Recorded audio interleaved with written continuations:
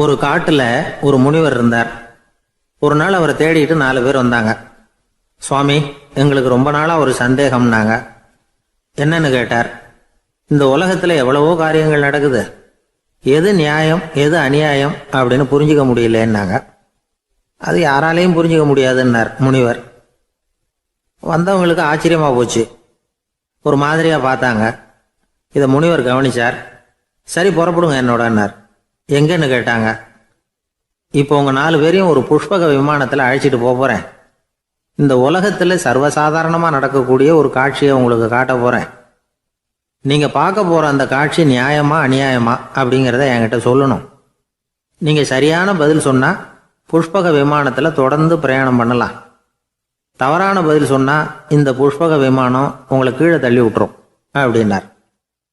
4 பேருக்கும் பயம்தான். இருந்தாலும் முனிவர் கூப்பிடுறாரு அப்படின்னு சொல்லி புறப்பட்டாங்க. அவங்க எல்லாரும் புறப்பட்டு ஒரு காட்டு வழியா போயிட்டு இருக்கிறாங்க. புஷ்பக விமானத்துல அங்க நடக்கிற ஒரு காட்சியை காட்டுறார் முனிவர். அதோ அங்க பாருங்கன்னார். அந்த விமானத்துல இருந்தபடியே எல்லாரும் கீழே குனிஞ்சு பாக்குறாங்க. அங்க ஒரு தாய் புலி அப்பதான் குட்டி போட்டிருக்கு. குட்டிகளை ஈன்ற உடனே பசிக்கு இறை தேடி அந்த பக்கமா வருது. அதே நேரம் ஒரு தாய் மான், அதுவும் அப்பதான் குட்டி போட்டிருக்கு. அதுவும் இதே மாதிரி குட்டிகளை ஈன்ற உடனே பசிக்கு இறை தேடி அந்த பக்கமா வருது. இப்போ அந்த புலி அந்த மானை அடிச்சு போட்டுடுது. அதுவும் சாப்பிடுது, குட்டிகளுக்கும் கொடுக்குது. இப்போ அந்த புலி குட்டிகள் முகத்துல மகிழ்ச்சி, தாயை இழந்த அந்த மான் குட்டிகள் முகத்துல துக்கம்.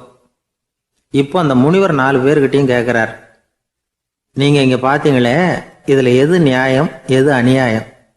ஒவ்வொருத்தரா சொல்லுங்க. உங்க பதில் சரியில்லைன்னா இந்த விமானம் உங்களை கீழே தள்ளி விட்டுரும். சொல்லுங்க பார்க்கலாம்னார். முதல்ல ஒருத்தன் சொன்னான், அந்த புலி செஞ்சது சரிதாங்க. அது பசிக்கு அதுதான் ஆகாரம். தன்னுடைய பசிக்கு தானே இறை தேடிக்கிட்டுது.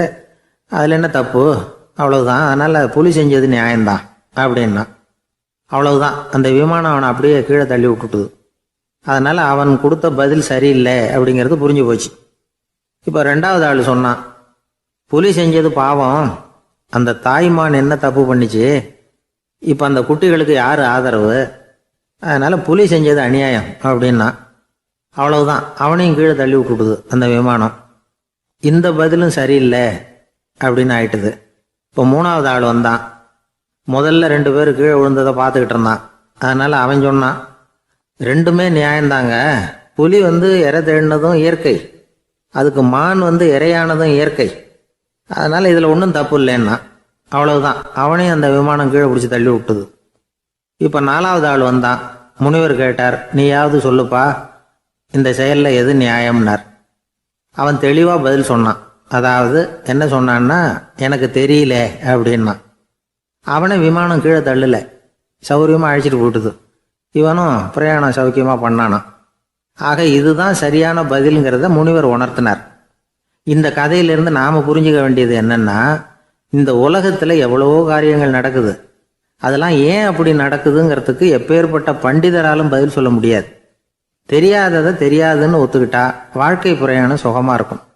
அதனால தேவையில்லாத விஷயங்களை புரிஞ்சுக்கிறதுக்கு நேரத்தை செலவு பண்ணிட்டு இருக்கக்கூடாது. வாழ்க்கையை குழப்பிக்க கூடாது. வாழ்க்கைக்கு தேவையானது என்னவோ அதை மட்டும் புரிஞ்சுக்கிட்டா போதும். இந்த காலத்து ஆள் ஒருத்தன் ஒரு பெரியவரை தேடி வந்தான். ஐயா, ஒரு சந்தேகம்னா. என்ன உன்னுடைய சந்தேகம்னார். பகுத்தறிவுன்னா என்ன, விதின்னா என்ன அப்படின்னு கேட்டான். இதுக்கு அவரு, இப்போ உன்னுடைய வலது காலை தூக்குன்னார். தூக்கணான்.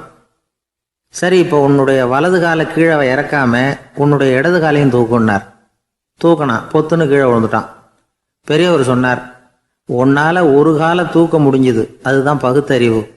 2 கால்களையும் ஒரே சமயத்துல தூக்குனா அடிபடும், அப்படிங்கிறது தான் விதி அப்படின்னு விளக்கம் கொடுத்தார். இவன் தன்னுடைய விதியை நொந்துக்கிட்டே இடுப்பை பிடிச்சிக்கிட்டு அங்கேருந்து நடந்து போயிட்டான். ஒரு பெரிய அரசன் இந்த உலகம் பூராவையும் ஆண்டுகிட்டு இருந்தான். ரொம்ப காலம் அப்படி அரசாட்சி பண்ணிக்கிட்டு இருந்தான். திடீர்னு அவனுக்கும் சில எதிரிகள் முளைச்சாங்க. அவங்கெல்லாம் ஒன்று சேர்ந்து இவனை தோற்கடிச்சுட்டாங்க. தோற்று போனதும் இவனுக்கு பயம் வந்துட்டுது, எங்கே எதிரிகள் நம்ம கொண்டுடுவாங்களோ அப்படின்னு.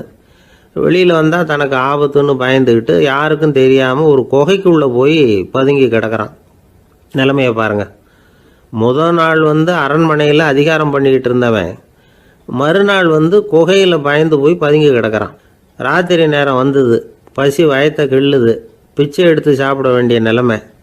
பிச்சை எடுக்கிறதுக்கு பாத்திரம் வேணுமே, என்ன பண்ணுறது அப்படின்னு அங்கேயும் இங்கேயும் பார்க்குறான்.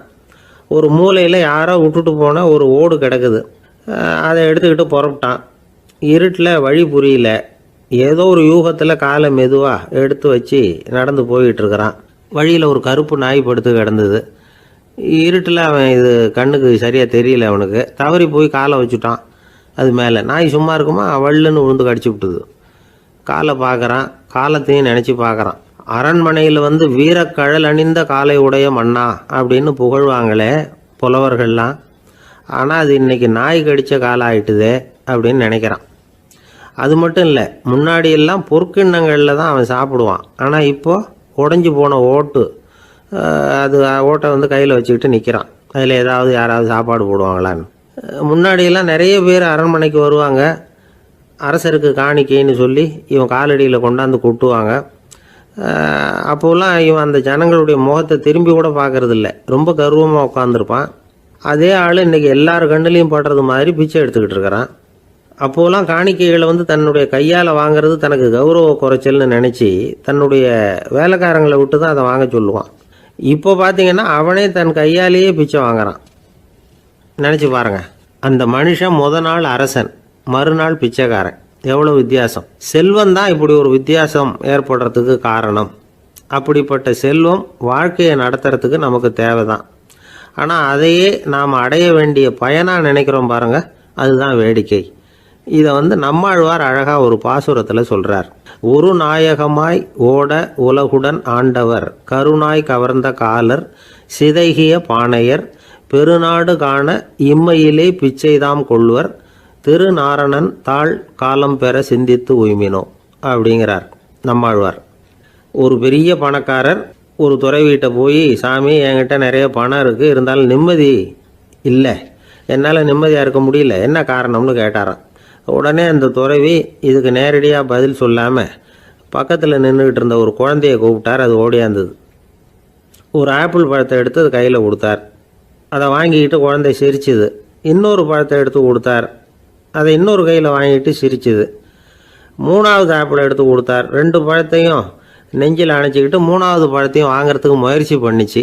ஆனால் அது உடனே நழுவி கீழே விழுந்து உருண்டு ஓடிச்சு. ஏற்கனவே இருந்ததும் விழுந்துட்டுது. இப்போ அந்த குழந்தை அழ ஆரம்பிச்சுட்டுது. இப்போ அந்த துறவி பணக்காரர்கிட்ட சொன்னாராம், குழந்தைய கவனிச்சியா, 2 ஆப்பிள் போதும்னு அது நினச்சிருந்தா இப்போ அது அழ வேண்டிய அவசியம் வந்திருக்குமா அப்படின்னாராம். எதுவுமே அளவுக்கு மிஞ்சினா துன்பந்தான். இந்த காலத்தில் இதெல்லாம் யார் காதில் வாங்குறாங்க? ஒருத்தனை நல்ல வழிக்கு கொண்டு வரணும்னு நினச்சி அவனை கூப்பிட்டு உட்கார வச்சு இந்த கதையை சொல்லிகிட்டு இருந்தாங்க. சொல்லிவிட்டு அந்த குழந்தை செஞ்சது தப்பு தானே அப்படின்னு கேட்டிருக்கிறாங்க. ஆமாம், தப்பு தான், நானாக இருந்தால் அப்படி செஞ்சுருக்க மாட்டேன் நானா இவன். 2 பழமே போதும்னு சொல்லியிருப்பியா அப்படின்னு கேட்டிருக்காங்க. அப்படி இல்லைங்க, அவர் கொடுக்க கொடுக்க ஒவ்வொரு பழமாக வாங்கி பின்னாடி வச்சுட்டு மறுபடியும் கையை நீட்டுவேன் அப்படிங்கிறானா. இவெல்லாம் எந்த காலத்தில் திருந்துறது? நாட்டில் நல்லவங்க ஒருத்தர் 2 பேர் இருக்கிறதுனால தாங்க மழையே பெய்யுது அப்படின்னு சொல்கிறது உண்டு. நல்லார் ஒருவர் உளரேல் அவர் பொருட்டு எல்லாருக்கும் பெய்யும் மழை. சில சமயம் ரொம்ப பேர் திடீர்னு நல்லவங்களாகிடுவாங்க போல இருக்கு. அதனால தான் விடாமல் பேய் மழையாக கொட்டி தீர்த்துடுது. எல்லாரும் நல்லவங்களாகிட்டா உலகமே தாங்காது போல இருக்க. அப்பப்போ ஒருத்தர் 2 பேர் நல்லவங்களாகணும், அப்போ தான் சீராக மழை பெய்யும். மாதத்துக்கு 3 பேர் நல்லவங்களானா மாதம் மும்மாரி பொழியும். இதெல்லாம் வேடிக்கை பேச்சு. இப்போ இதெல்லாம் ஒரு பக்கம் இருக்கட்டும். இப்போ விஷயத்துக்கு வருவோம். ஒரு கும்பலில் நல்லவன் யார் அப்படிங்கிறத எப்படி கண்டுபிடிக்கிறது? இதுக்கு ஒரு வேடிக்கை கதை உண்டு. என்னுடைய நண்பர் ஒருத்தருக்கு அவங்க பாட்டியம்மா சொன்ன கதையும் அது. அது என்ன கதைன்னா, ஒரு ஊரில் ஒரு சமயம் பலமான மழை பெய்ய ஆரம்பிச்சுட்டு தான். இடி மின்னல் ரொம்ப கடுமையாக இருந்திருக்குது. ஆரம்பித்த மழை வர வர கடுமையாக ஆகிட்டு இருக்குதே தவிர நிற்கிற பாடாக தெரியல. ஊர் ஜனங்கள்லாம் பார்த்தாங்க. இதுக்கு மேலேயும் வீட்டுக்குள்ளே இருந்தால் ஆபத்துங்கிறத புரிஞ்சுக்கிட்டாங்க. ஏன்னா வீடெல்லாம் இடிஞ்சி விழுந்துருமோங்கிற பயம். உடனே எல்லாரும் புறப்பட்டு ஊருக்கு பொதுவாக இருந்த ஒரு மண்டபத்தில் போய் தங்கிக்கிட்டாங்க. மின்னல் கடுமையாக இருந்தது. இடி எந்த நேரத்துலையும் விழலாம்ங்கிற நிலைமை. எப்போ விழலாம்னு பார்த்துக்கிட்டு இருக்குது. அந்த மண்டபத்தில் இருந்த ஜனங்கள் மனசுக்குள்ளே ஒரு பயம். நம்ம கூட்டத்தில் யாராவது ஒரு கெட்டவன் பாவம் பண்ணவன் இருந்தால் கூட இடி இந்த மண்டபத்தில் விழுந்துரும். அது எல்லாருக்கும் ஆபத்து அப்படின்னு நினச்சாங்க. சரி, இதுக்கு என்ன பண்ணலாம் அப்படின்னு யோசனை பண்ணாங்க. அந்த கூட்டத்தில் ஒரு பெரியவர் இருந்தார். அவர் ஒரு யோசனை சொன்னார். இதை பாருங்கள், அதுக்கு ஒரு வழி இருக்குது. அதோ எதிர்த்தாப்புல கொஞ்சம் தூரத்தில் ஒரு உயரமாக மரம் ஒன்று இருக்குது பாருங்கள். பொதுவாக இடி வந்து சுலபமாக விழறது அது மாதிரி உயரமான மரத்தில் தான். நம்ம கூட்டத்தில் இருக்கிறவங்க எல்லாரும் ஒவ்வொருத்தராக போய் அந்த மரத்தை தொட்டு விட்டு திரும்பி வந்துடணும். நம்மள பாவம் பண்ணவன் யாரோ அவன் அந்த மரத்தை தொடுற சமயத்தில் இடி விழுந்துடும். அவன் மட்டும் போயிடுவான். மண்டபத்தில் இருக்கிற நாமெல்லாம் பொழைச்சிக்கலாம் அப்படின்னு ஐடியா கொடுத்தார் அந்த பெரியவர். இது நல்ல யோசனையாக பட்டது. எல்லாரும் ஒத்துக்கிட்டாங்க. ஒவ்வொருத்தராக போய் அந்த மரத்தை தொட்டு விட்டு திரும்பி வந்தாங்க. இடி எதுவும் விழலை. இன்னமும் பாவம் பண்ண ஆசாமி அதை போய் தொடலை போல இருக்கு அப்படின்னு நினச்சிக்கிட்டாங்க. ஒவ்வொருத்தராக போகிறாங்க. எல்லாரும் போய் தொட்டுவிட்டு வந்தாச்சு. இன்னும் ஒரே ஒரு ஆசாமி தான் பாக்கி. கடைசியாக இருந்த அந்த ஆள் பயந்துட்டான். இது வரைக்கும் இடி விழலைன்னா இப்போ என்ன அர்த்தம்? இப்போ நாம தான் பாக்கி, நாம தான் தப்பு பண்ண ஆள் போல இருக்குது அப்படின்னு நினச்சிட்டான். அதனால் துணிச்சலாக போய் தொடுறதுக்கு பயந்தான். தயங்கிக்கிட்டே இருந்தான். இருந்தாலும் மற்றவங்கெல்லாம் சும்மா இருப்பாங்களா? கட்டாயப்படுத்தி கழுத்தை பிடிச்சி தள்ளாத குறையா அவனை தள்ளி விட்டாங்க. போய் தொட்டுட்டு வாடான்னு. அவன் நடுங்கிக்கிட்டே போய் அந்த மரத்தை தொட்டான். அதே வினாடி ஒரு பயங்கரமான மின்னல் இடி விழுந்துட்டுது. எங்கே விழுந்தது தெரியுமா? அந்த ஆள் மேலே இல்லை, மண்டபத்தில் விழுந்தது. மண்டபத்தில் இருந்தவங்க பூரா காலி. அந்த ஒரு ஆள் மட்டும் புழைச்சிக்கிட்டான். இந்த ஒரு ஆளை காப்பாற்றுறதுக்காக தான் இடி வந்து மண்டபத்தில் விழாமல் இருந்திருக்குது. இதுதான் கதை. அதனால் நல்லவங்க எப்படியும் தப்பிச்சுக்குவாங்க அப்படிங்கிறது ஒரு நீதி. ஒருத்தன் அப்படி தான் தெருவில் நடந்து போய்கிட்டு இருந்தான். ரொம்ப நல்லவன். எதிரில் ஒருத்தன் சைக்கிளில் வந்துக்கிட்டு இருந்தான். அதில் மோதி இவன் கீழே விழுந்துட்டான். சைக்கிள்காரன் உடனே இறங்கி இவனை தூக்கி விட்டான். இவன் எழுந்திரிச்சு அவனை முறைச்சி பார்த்தான். அப்படி பார்க்காதீங்க சார், நீங்கள் ரொம்ப புண்ணியம் பண்ணியிருக்கீங்க, அதுதான் இப்போ வந்து சைக்கிளில் மோதிக்கிட்டீங்க அப்படின்றான். என்ன அப்படி சொல்கிறேன் நான்? இவன் 10 நிமிஷத்துக்கு முன்னாடி நான் லாரி ஓட்டிகிட்டு வந்தேன், அப்போ நீங்கள் எதிரில் வந்திருந்தீங்கன்னா என்ன ஆயிருக்கும் அப்படின்னானா அவன். ஒரு நாள் ஒரு 10-15 பள்ளிக்கூடத்து பிள்ளைங்க தேடிட்டு வந்தாங்க. உங்களை பார்த்துட்டு தான் போகணும், அதுக்காக தான் வந்திருக்கோம்னாங்க. என்ன விஷயம்னு கேட்டோம். நாங்கள்லாம் கூடி ஒரு முடிவு பண்ணியிருக்கிறோம், அதை உங்ககிட்ட சொல்லணும் அப்படின்னாங்க. அதுவும் ஒரு வாண்டு பையன் அதை சொன்னான். என்ன முடிவு அது அப்படின்னு கேட்டோம் ரொம்ப ஆர்வமாக. அதை இப்போ சொல்ல மாட்டோம், எங்களுக்கு பிடிக்கிற மாதிரி ஏதாவது ஒரு தகவல் சொன்னால் அதுக்கப்புறம் நாங்கள் அதை சொல்கிறோம் அப்படின்னா அந்த வாண்டு பையன். சரி, சின்ன பையன்கிட்ட இன்றைக்கி வசமாக மாட்டிக்கிட்டோம் அப்படின்னு நினச்சிக்கிட்டு அவங்களுக்கு தகுந்த மாதிரி ஒரு கதை சொல்ல ஆரம்பித்தோம். அது என்ன கதைன்னா, ஒரு பெரிய காடு, அதில் பலவிதமான மிருகங்கள். அந்த காட்டுக்கு ஒரு சிங்கம் தான் ராஜா. எப்பவும் காட்டுக்கு அது தானே ராஜா. ஒரு பெரிய யானைக்கு இது பொறுக்கலை. என்ன இது, எப்போ பார்த்தாலும் இங்கே சிங்கத்துக்கே ராஜா பதவி கிடைக்கிது, நான்லாம் எவ்வளவு பலசாலியாக இருக்கிறேன், அப்படி இருந்தும் எனக்கு அந்த பதவி கிடைக்கலையே அப்படின்னு தனக்குள்ளே பொறுமிக்கிட்டே இருந்தது. ராஜா பதவியை நினச்சி ரொம்ப ஏக்கம், அதுக்கு பதவி மோகம். இந்த சமயம் பார்த்து ஒரு குள்ள நரி கூட்டம் அதை தேடிட்டு வந்தது. ஐயா பெரியவங்களே, நீங்கள் இந்த காட்டுக்கு ராஜாவாக இருக்க ஆசைப்படுறீங்க, அதில் ஒன்றும் தப்பு இல்லை. ஆனால் அதுக்கு முன்னாடி நீங்கள் எங்கள் கூட்டத்துக்கு கொஞ்ச நாள் தலைவராக இருங்க, அதாவது ராஜாவாக இருங்களேன், உங்களுக்கும் ஒரு ட்ரைனிங் கிடைச்சது மாதிரி இருக்கும் அப்படின்னு சொல்லியிருக்குது இந்த கூட்டம், குள்ள நெறி கூட்டம். இதை கேட்ட உடனே யானைக்கு ரொம்ப சந்தோஷம் தாங்கலை. அதுதான் எப்போன்னு பதவிக்காக காத்துக்கிட்டு இருக்குதே. இருந்தாலும் கொஞ்சம் பிகுவோட, சரி நீங்கள்லாம் இவ்வளோ தூரம் என்னை தேடிட்டு வந்து கேட்கறதுனால மறுக்க முடியல அப்படின்னு ரொம்ப ஏதோ அவளுக்கு சிரமப்பட்டு ஒத்துக்கிறது மாதிரி ஒத்துக்கிட்டது. ஏதோ உங்கள் ஆசைக்கு கட்டுப்படுறேன், கொஞ்ச நாள் உங்கள் கூட்டத்துக்கு ராஜாவாக இருக்கிறதுக்கு சம்மதிக்கிறேன் அப்படின்னுது. உடனே அந்த யானை வந்து ராஜ நட போட ஆரம்பிச்சிட்டுது. யானை வந்து சாதாரணமாக நடந்தாவே எப்படி இருக்குங்கிறது நமக்கு தெரியும். அதுவே ராஜ நடந்தால் எப்படி இருக்கும் கற்பனை பண்ணி பாருங்கள். யானை முன்னாடி கம்பீரமாக போய்கிட்டு இருக்குது, தலைவர் இல்லையா, அதனால் குள்ள நரிகள்லாம் ரொம்ப அடக்கமாக அது பின்னாடி அணிவகுத்து போயிட்டு இருக்குது. ராஜா வாழ்க, மன்னர் வாழ்க அப்படின்னு கோஷம் வேற. யானைக்கு தலைகால புரியல, அவ்வளவு சந்தோஷம். அந்த யானைக்கு செருக்கு ஆணவம் எல்லாம் ஏற்பட்டு போச்சு. அதுக்கப்புறம் அது தரையை பார்க்குமா, நிமிர்ந்து நடக்க ஆரம்பிச்சுட்டுது. தரையை பார்க்குறதே இல்லை. அப்படி போயிட்டுருக்கிறப்போ ஒரு சதுப்பு நிலத்தில் திடீர்னு காலை வச்சுட்டுது. அவ்வளோதான், கால் உள்ளே போட்டுது. இன்னொரு காலை எடுத்து வச்சுது, அதுவும் உள்ளே போட்டுது. அந்த 2 காலையும் எடுக்கிறதுக்காக அடுத்த 2 காலையும் அழுத்திச்சு, அதுவும் உள்ளே போக ஆரம்பிச்சுட்டுது. இப்போ 4 காலம் வசமாக சேத்துல அழுந்தி போச்சு, எடுக்க முடியல. குள்ள நரிகள்லாம் அதை சுற்றி வந்தது. சிலது சுற்றி நின்று டான்ஸ் ஆட ஆரம்பிச்சுட்டுது யானையை பார்த்துட்டு. இதை யானை பார்த்தது. என்ன இது தலைவர், நான் தவிச்சுக்கிட்டு இருக்கிறேன், தொண்டர்கள்லாம் சுற்றி நின்று வேடிக்கை பார்த்துக்கிட்டு இருக்கிறீங்க, டான்ஸ் ஆடுறீங்க அப்படின்னு கேட்டுதான். தொண்டர்களே, தலைவர் நான் தவிச்சுக்கிட்டு இருக்கிறது உங்களுக்கு தெரியலையா? இப்போ உடனே உங்கள் தலைவரை காப்பாற்ற வேண்டியது உங்கள் கடமை இல்லையா அப்படின்னு கத்துச்சான் அந்த யானை. குள்ள நரிகளில் ஒன்று முன்னாடி வந்து நின்று அந்த யானையை பார்த்து தான், தலைவரே, எங்களுக்கு ரொம்ப நாளாக ஒரு ஆசை, அந்த ஆசையை நிறைவேற்றிக்கிறதுக்காக தான் உங்களை எங்கள் தலைவராக ஏற்றுக்கிறோம்னு சொன்னோம் அப்படின்னு தான். என்ன ஆசைன்னு கேட்டிருக்கு யானை. யானை கறி சாப்பிட்டு பார்க்கணுங்கிறது எங்களுக்கு ரொம்ப நாளாக ஆசை, அது இன்றைக்கி தான் நிறைவேற போகுது அப்படின்னு தான் அந்த நரி. இதை கேட்ட உடனே அந்த யானை அப்படியே மூர்ச்சி ஆகிட்டு தான். நரிகள்லாம் அது மேலே ஏறி குதற ஆரம்பிச்சுட்டு தான். பதவி மேலே இருந்த பேராசை அந்த பலசாலியான யானையையே மாட்டி விட்டுட்டுது பார்த்தீங்களா அப்படின்னு சொல்லி முடித்தோம் இந்த கதையை அந்த சின்ன பிள்ளைங்கக்கிட்ட. சரிங்க, இப்போ நாங்கள் உங்களை தேடி வந்த விஷயம் என்னங்கிறத சொல்லவா அப்படின்னா ஒரு வாண்டு பையன். சீக்கிரம் சொல்லு தம்பி, சஸ்பென்ஸ் தாங்கலை அப்படின்னோம். அவன் மெதுவாக எங்களை பார்த்து சொல்கிறான், எங்களுக்கு கொஞ்ச நாள் நீங்கள் தலைவராக இருந்தால் தேவலை அப்படின்னா. ஒரு வயசான பாட்டியின் தாத்தாவும் ஒரு பூங்காவில் உட்காந்து பேசிக்கிட்டு இருக்கிறாங்க. அவங்களுக்கு கல்யாணம் ஆகி 53 வருஷம் ஆச்சு. பிள்ளைங்கள்லாம் படித்து பெரிய பெரிய வேலையில் இருக்கிறாங்க. பேரன் பேத்திகளும் நல்ல நிலைமையில் இருக்கிறாங்க. இந்த தாத்தாவும் பாட்டியும் சிரித்து பேசிக்கிட்டு இருந்ததை ஒரு பெரியவர் பார்த்தார். அவருக்கு ஆச்சரியமாக இருந்தது. இந்த வயசுலேயும் இவ்வளவு அந்யோன்யமாக இவங்க பேசிக்கிட்டு இருக்கிறாங்களே அப்படின்னு நினச்சார். சரி, நேரிலேயே கேட்டுருவோமே அப்படின்னு நினச்சிக்கிட்டு கிட்ட போனார். உங்கள் மன வாழ்க்கையின் வெற்றிக்கான ரகசியம் என்ன அப்படின்னு கேட்டார். இதை கேட்டதும் அந்த தாத்தா சிரிச்சுக்கிட்டே பாட்டியை பார்த்தாராம். அதுக்கப்புறம் சொன்னாராம், நான் இந்த அம்மாவை கல்யாணம் பண்ணிக்கிட்டதுக்கும் எங்களுடைய இல்வாழ்க்கை இவ்வளவு நாளாக பலம் குறையாமல் மகிழ்ச்சியாக இருக்கிறதுக்கும் காரணம் ஒன்று தான். அது என்ன காரணம்னா, எங்களுக்கு இடையில பொதுவாக நிறைய குறைகள் உண்டு, அதுதான் காரணம் அப்படின்னாராம். அவர் சொல்கிறது சரிதான் அப்படிங்கிறது மாதிரியே அந்த பாட்டியும் அவரை நிமிர்ந்து பார்த்தாங்களாம். இந்த பெரியவர் மறுபடியும் அந்த பாட்டியை பார்த்து அதே கேள்வியை கேட்டிருக்கார். உங்களுடைய நீண்டகால மன வாழ்க்கைக்கு கிடைச்ச வெற்றி எதனாலேன்னு சொல்ல முடியுமா அப்படின்னு கேட்டாராம்.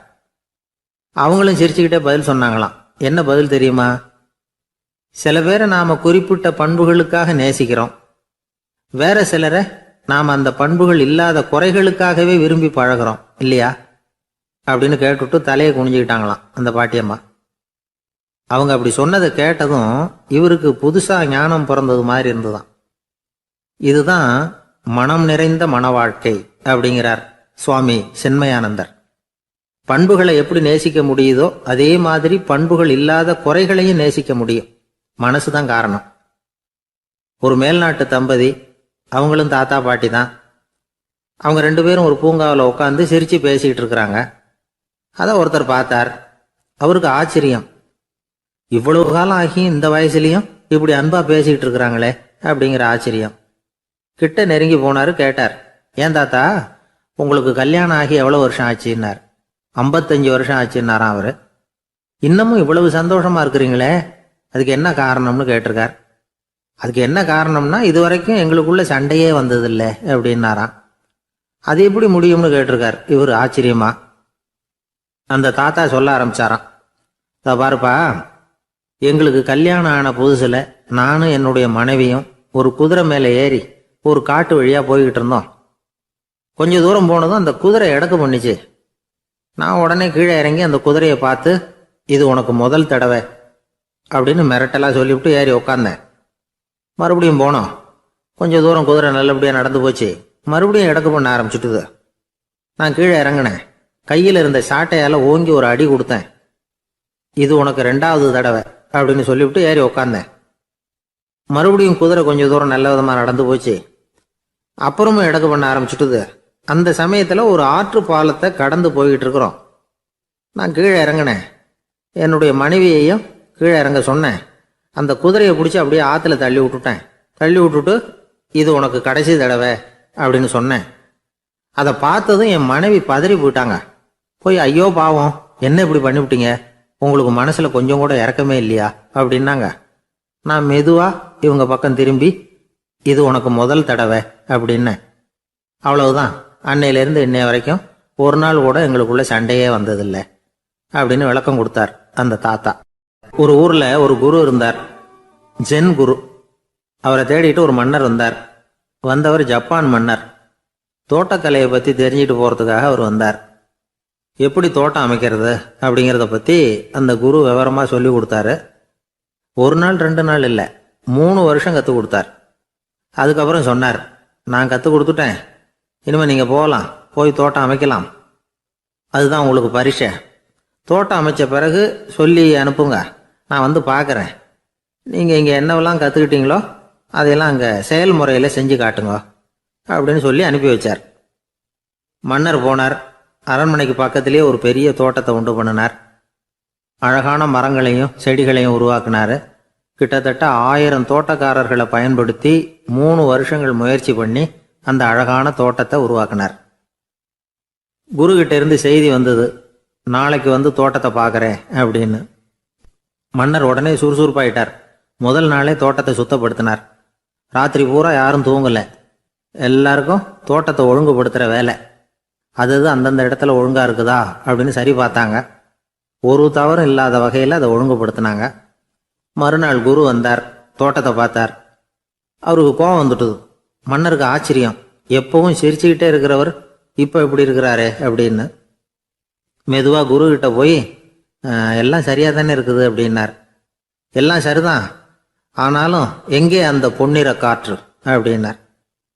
உதிர்ந்த இலைகள், பொன் மஞ்சள் நிற இலைகள் காற்றில் அப்படி புரண்டு ஓடுவதை நான் பார்க்க முடியவில்லையே அப்படின்னாராம். அது இல்லாமல் இந்த தோட்டம் உயிரோட்டம் உள்ளதாக இருக்காது, இதில் பாடல் இல்லை, ஆடல் இல்லை, அதெல்லாம் இல்லாமல் இந்த தோட்டம் ரொம்பவும் செயற்கையாக தெரியுதேன்னாராம். மன்னர் இப்போதான் யோசனை பண்ணார். கீழே கிடந்த காஞ்சி போன இலைகள் மட்டும் இல்லை, மரத்தில் இருந்த காஞ்சி போன இலைகளையும் அப்புறப்படுத்தி சுத்தமாக வச்சிருக்கிறார். இறப்பும் வாழ்க்கையினுடைய ஒரு பகுதி தான். மரணம்ங்கிறது வாழ்க்கைக்கு எதிரானது அல்ல, அதை நிரப்பும் ஒரு பகுதி தான் அது. மரணம் இல்லையில் வாழ்க்கையே இல்லை அப்படிங்கிறது பெரியவங்க கருத்து. இப்போ அந்த தோட்டம் அழகாக தான் இருக்குது, இருந்தாலும் அது ஒரு ஓவியம் மாதிரி உயிர் இல்லாமல் இருக்கு. குரு ஒரு வாளியை கையில் எடுத்துக்கிட்டார். தோட்டத்தை விட்டு வெளியில் போனார். ஏற்கனவே வீசி எறிந்த அந்த சருகுகளை எல்லாம் அள்ளி கொண்டுகிட்டு வந்தார். உள்ள எல்லா இடங்கள்லையும் அதை வீசினார். உடனே காற்று அந்த காய்ந்த சருகுகளையும் பழுத்த இலைகளையும் அசைக்க ஆரம்பிச்சுட்டுது. இப்போ அங்கே சலசல சத்தம், சங்கீதம், இலைகளின் நடனம், ஓவியம் மாதிரி இருந்த அந்த தோட்டத்துக்கு இப்போ உயிர் வந்துட்டுது. இதுதான் அந்த பொன்னான காற்று அப்படின்னாராம் குரு. மன்னருக்கு புரிஞ்சுது. மிகப்பெரிய ஜென் கேள்வி ஒன்று உண்டு. உம்மான் அப்படிங்கிற ஒரு பெரிய குருவை பார்த்து துறவி ஒருத்தர் கேட்டாராம், இலைகள் எல்லாம் கீழே விழுந்து மரங்கள் மொட்டையாக இருக்கும் பொழுது என்ன நடக்கும்? இதுதான் கேள்வி. இதுக்கு உம்மான் சொன்ன பதில் பொன்னான காற்று, தி கோல்டன் விண்ட் அப்படின்னாராம். இதுக்கு என்ன விளக்கம்னா, உன்னுடைய எண்ணங்கள் எல்லாம் உன்னுடைய மனசிலிருந்து கீழே விழுந்து உனது உள்ளுணர்வானது மொட்டையாக நிற்கும் நிலைதான் அது. உனது வேர்களின் அருகில் காற்று வீசுகிறது. எல்லா எண்ணங்களும் உன்னிலிருந்து வெகு தூரத்துக்கு புரண்டு கொண்டே சென்று விடுகிறது. நீ அவற்றை கடந்து விட்டால் நீ அவைகளுக்கெல்லாம் மேலெழுந்து கீழே பார்ப்பவனைப் போல நிற்க ஆரம்பித்து விடுவாய். அதுதான் தியானம் என்பது அப்படின்னு சொல்றாங்க. தியானம்ங்கிறது எண்ணத்துக்கு எதிரானதில்லை. தியானம்ங்கிறது எண்ணங்களை கடந்து செல்வது தான். அதுக்கப்புறம் நாம பொன்னிற காற்றுல ஆட ஆரம்பிச்சிருவோம். இதுதான் பெரியவர்கள் சொல்றது. என்கிட்ட ஒருத்தர் தோட்டம் அமைக்கணும்னு யோசனை கேட்டு வந்தார். எல்லாம் சொல்லி கொடுத்தேன். செடிகள்லாம் செழிப்பாக வளரணும்னா வேர் காயாமல் பார்த்துக்குங்க, தினமும் தண்ணி விடுங்க அப்படின்னு சொல்லி அனுப்பி வச்சேன். 1 மாதம் கழிச்சு ஒரு தோட்டத்தை பார்க்கறதுக்காக போனேன். போய் பார்த்தா எல்லா செடியும் வாடி கிடக்குது. என்னங்க இப்படி பண்ணிவிட்டீங்கன்னு. நீங்கள் சொன்னபடி தான் செஞ்சேன்னார். என்ன செஞ்சீங்கன்னு கேட்டேன். வேர் காயாமல் பார்த்துக்க சொன்னீங்க, தினமும் ஒரு தடவை எல்லா செடியையும் ஒவ்வொன்றா பிடுங்கி பார்த்து வேர் காயாமல் இருக்கா அப்படின்னு பார்த்துட்டு அதுக்கப்புறம் தண்ணி பாய்ச்சனே, அவ்வளவுதான் அப்படின்னார். ஒரு ஆள் வேகமாக நடந்து போய்கிட்டு இருந்தான். அவன் வேகமாக நடக்கிறதுக்கு காரணம் வெயில் காலம், காலில் செருப்பு இல்லை, மணல் பாதை, அதுதான் வேகம். காலில் செருப்பும் இல்லாமல் கையில் குடையும் இல்லாமல் அந்த ஆள் வெயிலில் நடந்து போய்கிட்டு இருக்கிறான். அந்த சமயத்தில் இன்னொருத்தன் குதிரை மேலே ஏறி அந்த வழியாக வந்துக்கிட்டு இருக்கிறான். அவன் காலில் செருப்பும் இருந்தது, கையில் குடையும் இருந்தது. நடந்து போய்கிட்டு இருந்தவன் அந்த குதிரை ஆசாமியை பார்த்து கேட்டான், ஐயா, நீங்களும் குதிரை மேலே உட்காந்துக்கிட்டு போய்கிட்டு இருக்கிறீங்க, அப்படி இருக்கிறப்போ உங்களுக்கு அந்த செருப்பு என்னத்துக்கு? அதை எனக்கு கொடுத்து உதவலாமே அப்படின்னா. குதிரை மேலே உட்காந்துருந்தவன் யோசனை பண்ணி பார்த்தான். இவன் சொல்கிறது நியாயம்தானே அப்படின்னு சொல்லி தன்னுடைய செருப்பை கழட்டி அந்த வழிப்போக்கனுக்கு கொடுத்துட்டான். ரொம்ப நல்லதுங்க அப்படின்னு சொல்லி இவன் அதை வாங்கி காலில் மாட்டிக்கிட்டான். அதுக்கப்புறம் மறுபடியும் இவன் ஆரம்பிச்சான். ஐயா, நீங்கள் குதிரையில் போகிறதுனால போக வேண்டிய இடத்துக்கு வேகமாக போய் சேர்ந்துருவீங்க. அதனால் உங்கள் கையில் அந்த குடை என்னத்துக்கு? நான் நடந்து போயிட்டு இருக்கிறவன், ரொம்ப நேரம் நடக்க வேண்டியிருக்கும் இந்த வெயிலில். அதனால் அந்த குடையையும் எனக்கு கொடுங்களேன் அப்படின்னா. குதிரை வீரன் யோசனை பண்ணி பார்த்தான். இதுவும் நியாயம்தானே அப்படின்னு அவனுக்கு தோணுச்சு. உடனே இறக்கப்பட்டு தன் காலில் இருந்த செருப்பை கொடுத்தது மாதிரியே தன் கையில் இருந்த கொடையையும் இவங்கிட்ட கொடுத்துட்டான். அதுக்கப்புறம் அவன் நிம்மதியாக புறப்பட்டான். இப்போ மறுபடியும் கை தட்டி அவனை நிறுத்தினான். கீழே நின்றுட்டு இருந்தவன், என்னப்பா ஏன் என்ன நிறுத்தின? இன்னும் ஏதாவது வேணுமா உனக்கு அப்படின்னா குதிரையில் இருந்தவன். இவன் மெதுவாக வாயை திறந்து, அந்த குதிரையையும் என்கிட்ட கொடுத்துருங்களேன்னா. அந்த குதிரை வீரன் இப்போ ஒரு கணம் யோசனை பண்ணி பார்த்தான். உடனே என்ன பண்ணான் தெரியுமா? தன்கிட்ட இருந்த குதிரை சவுக்கை எடுத்தான். குதிரை சவுக்கால அந்த ஆளை வாங்குவாங்கன்னு வீசி தள்ளிவிட்டான். இவ்வளவு சவுக்கடியும் வாங்கிக்கிட்டு இந்த ஆள் என்ன பண்ணான் தெரியுமா? சிரிக்கிறான். அடி வாங்கிட்டு யாராவது சிரிப்பாங்களா? குதிரை வீரனுக்கு ஒன்றும் புரியல. என்னப்பா அது, ஏன் இப்படி அடி வாங்கிட்டு இப்படி சிரிக்கிறியே அப்படின்னு கேட்டான். இப்போ அந்த வழிப்போக்கன் சொல்கிறான், ஐயா, நான் இப்படி சிரிக்கிறதுக்கு காரணம் இருக்கு. இப்படி குதிரை கேட்டு உங்ககிட்ட அடி வாங்கலைன்னு வச்சுக்கோங்க, என் உயிர் உள்ள வரைக்கும் மனசில் ஒரு தவிப்பு இருந்துக்கிட்டே இருக்கும். செருப்பையும் கொடையையும் கேட்ட உடனே கொடுத்தவன் குதிரையையும் கேட்டிருந்தா கொடுத்துருப்பானோ அப்படிங்கிற பேராசையில் ஏங்கிக்கிட்டே இருந்திருப்பேன். இப்போ உங்ககிட்ட அடி வாங்கின பிறகு என்னுடைய அந்த சந்தேகம் தீர்ந்து போச்சு. என்னுடைய ஆசைக்கு எல்லை எது அப்படிங்கிறத எனக்கு புரிஞ்சுட்டுது அப்படின்னு சொல்லிவிட்டு அவன் நடக்க ஆரம்பிச்சிட்டானான். ஆசைக்கும் எல்லை உண்டு அப்படிங்கிறத விளக்கறதுக்காக வாரியார் சுவாமிகள் சொல்கிற கதை இது. இந்த காலத்துலேயும் ஒருத்தன் அது மாதிரி கொடை செருப்போட குதிரையில் போய்கிட்டு இருந்தான். எதிரில் நடந்து வந்தவன், ஐயா உங்கள் கொடையை எனக்கு கொடுங்களேன்னு கேட்டான். உடனே அவன் குதிரையிலேருந்து கீழே குதிச்சு அவனை சாட்டையால் அடிக்க ஆரம்பிச்சிட்டான். இன்னொருத்தர் அந்த வழியாக வந்தவர் இதை பார்த்தார். ஏன்பா, அவன் கேட்டான், உன்னால் முடியலன்னா இல்லைன்னு சொல்லிட வேண்டியது தானே, அதுக்காக ஏன் இப்படி அவனை போட்டு அடிக்கிறேன்னு கேட்டார். உங்களுக்கு விவரம் புரியாது சார், காலம் ரொம்ப கெட்டு போச்சு. கேட்டதை கொடுத்தேன்னு வச்சுக்கோங்க, இந்த குதிரையே என்னோடது, அவன் திருடிக்கிட்டு போகிறான் அப்படின்னு என் பேரில் புகார் கொடுக்க ஆரம்பிச்சிருவான் சார் அப்படின்னா. அது எப்படி அவ்வளோ உறுதியாக சொல்கிறேன்னு கேட்டார் அவர். ஏற்கனவே அது மாதிரி ஒருத்தன் பேரில் புகார் கொடுத்துட்டு தான் இந்த குதிரையை நான் தள்ளிட்டு வந்துக்கிட்டு இருக்கிறேன் அப்படின்னா. ஒரு ஊரில் ஒரு பெரியவர் இருந்தார். ஒரு நாள் அவரை தேடி ஒருத்தர் வந்தார். ஐயா, நான் கடவுளை பரிபூர்ணமாக நம்புகிறேன் அப்படின்னார். சரி, அந்த நம்பிக்கை உனக்கு எப்படி வந்ததுன்னு கேட்டார் இவர். அவர் சொல்ல ஆரம்பித்தார். ஐயா, எனக்கு கல்யாணம் ஆகி 10 வருஷம் ஆச்சு, ஆனாலும் குழந்தை பாக்கியம் இல்லை. அதுக்கு என்ன காரணமாக இருக்கும்னு நான் யோசனை பண்ணிகிட்டு இருந்தப்போ நண்பர் ஒருத்தர் ஒரு ஆலோசனை சொன்னார். உனக்கு மதப்பற்று இல்லை, எந்த கடவுளையுமே நம்ப மாட்டேங்கிற, அதுதான் காரணம். கடவுளை நம்பு, உனக்கு குழந்தை பாக்கியம் கிடைக்கும் அப்படின்னார். அவர் அப்படி சொன்னாரே தவிர எனக்கு சந்தேகம்தான். இருந்தாலும் அவர் சொன்னபடியும் நடந்து தான் பார்ப்போமே அப்படின்னு முடிவு பண்ணேன். கடவுளை நம்ப ஆரம்பித்தேன். அந்த வருஷமே அழகான ஆண் குழந்தை பிறந்தது. எல்லாம் இறைவன் அருள் அப்படின்னார். இவர் இப்படி சொன்னதை கேட்டதும் அந்த பெரியவர் சொன்னார், நீ சொல்கிறதெல்லாம் சரிதான், இருந்தாலும் இந்த காலத்தில் எந்த ஒரு காரியமாக இருந்தாலும் அதை சோதனை செஞ்சு பார்த்துட்டு தான் ஒரு முடிவுக்கு வந்து சேர முடியும். அறிவுபூர்வமான முடிவு அதுவாக தான் இருக்கும். அறிவியல் சோதனைகள் அப்படித்தான். ஒரு குறிப்பிட்ட விஷயத்தை பற்றி எத்தனை தடவை சோதனை பண்ணாலும் ஒரே முடிவு தான் கிடைக்கணும். அதுதான் சரியாக இருக்கும். அதனால் இப்போ மறுபடியும் ஒரு சோதனைன்னார். என்ன செய்யணும் அப்படின்னு கேட்டார் இவர். கடவுள்கிட்ட ஒரு பெண் குழந்தை வேணும்னு கேளு. முதல்ல ஆண் குழந்தையை கொடுத்தது மாதிரியே இப்போ ஒரு பெண் குழந்தையையும் கொடுக்குறாரா பார்க்கலாம் அப்படின்னார். சரின்னு சொல்லி இவர் அதே மாதிரி முயற்சி பண்ணினார். அதுக்கப்புறம் அவர் இந்த பெரியவர்கிட்ட வரவே இல்லை. கொஞ்ச காலம் கழித்து இவரே அவரை தேடிக்கிட்டு போய் கதவை தட்டினார். அவர் கதவை திறந்தார். என்ன ஆச்சு, கடவுள் கண் திறந்தாரா அப்படின்னு கேட்டார். அவர், அந்த சமாச்சாரம்லாம் நமக்கு வேணாம் சார். முதல் தடவை அது ஏதோ தற்செயலாக ஏற்பட்ட ஒரு சாதகம்.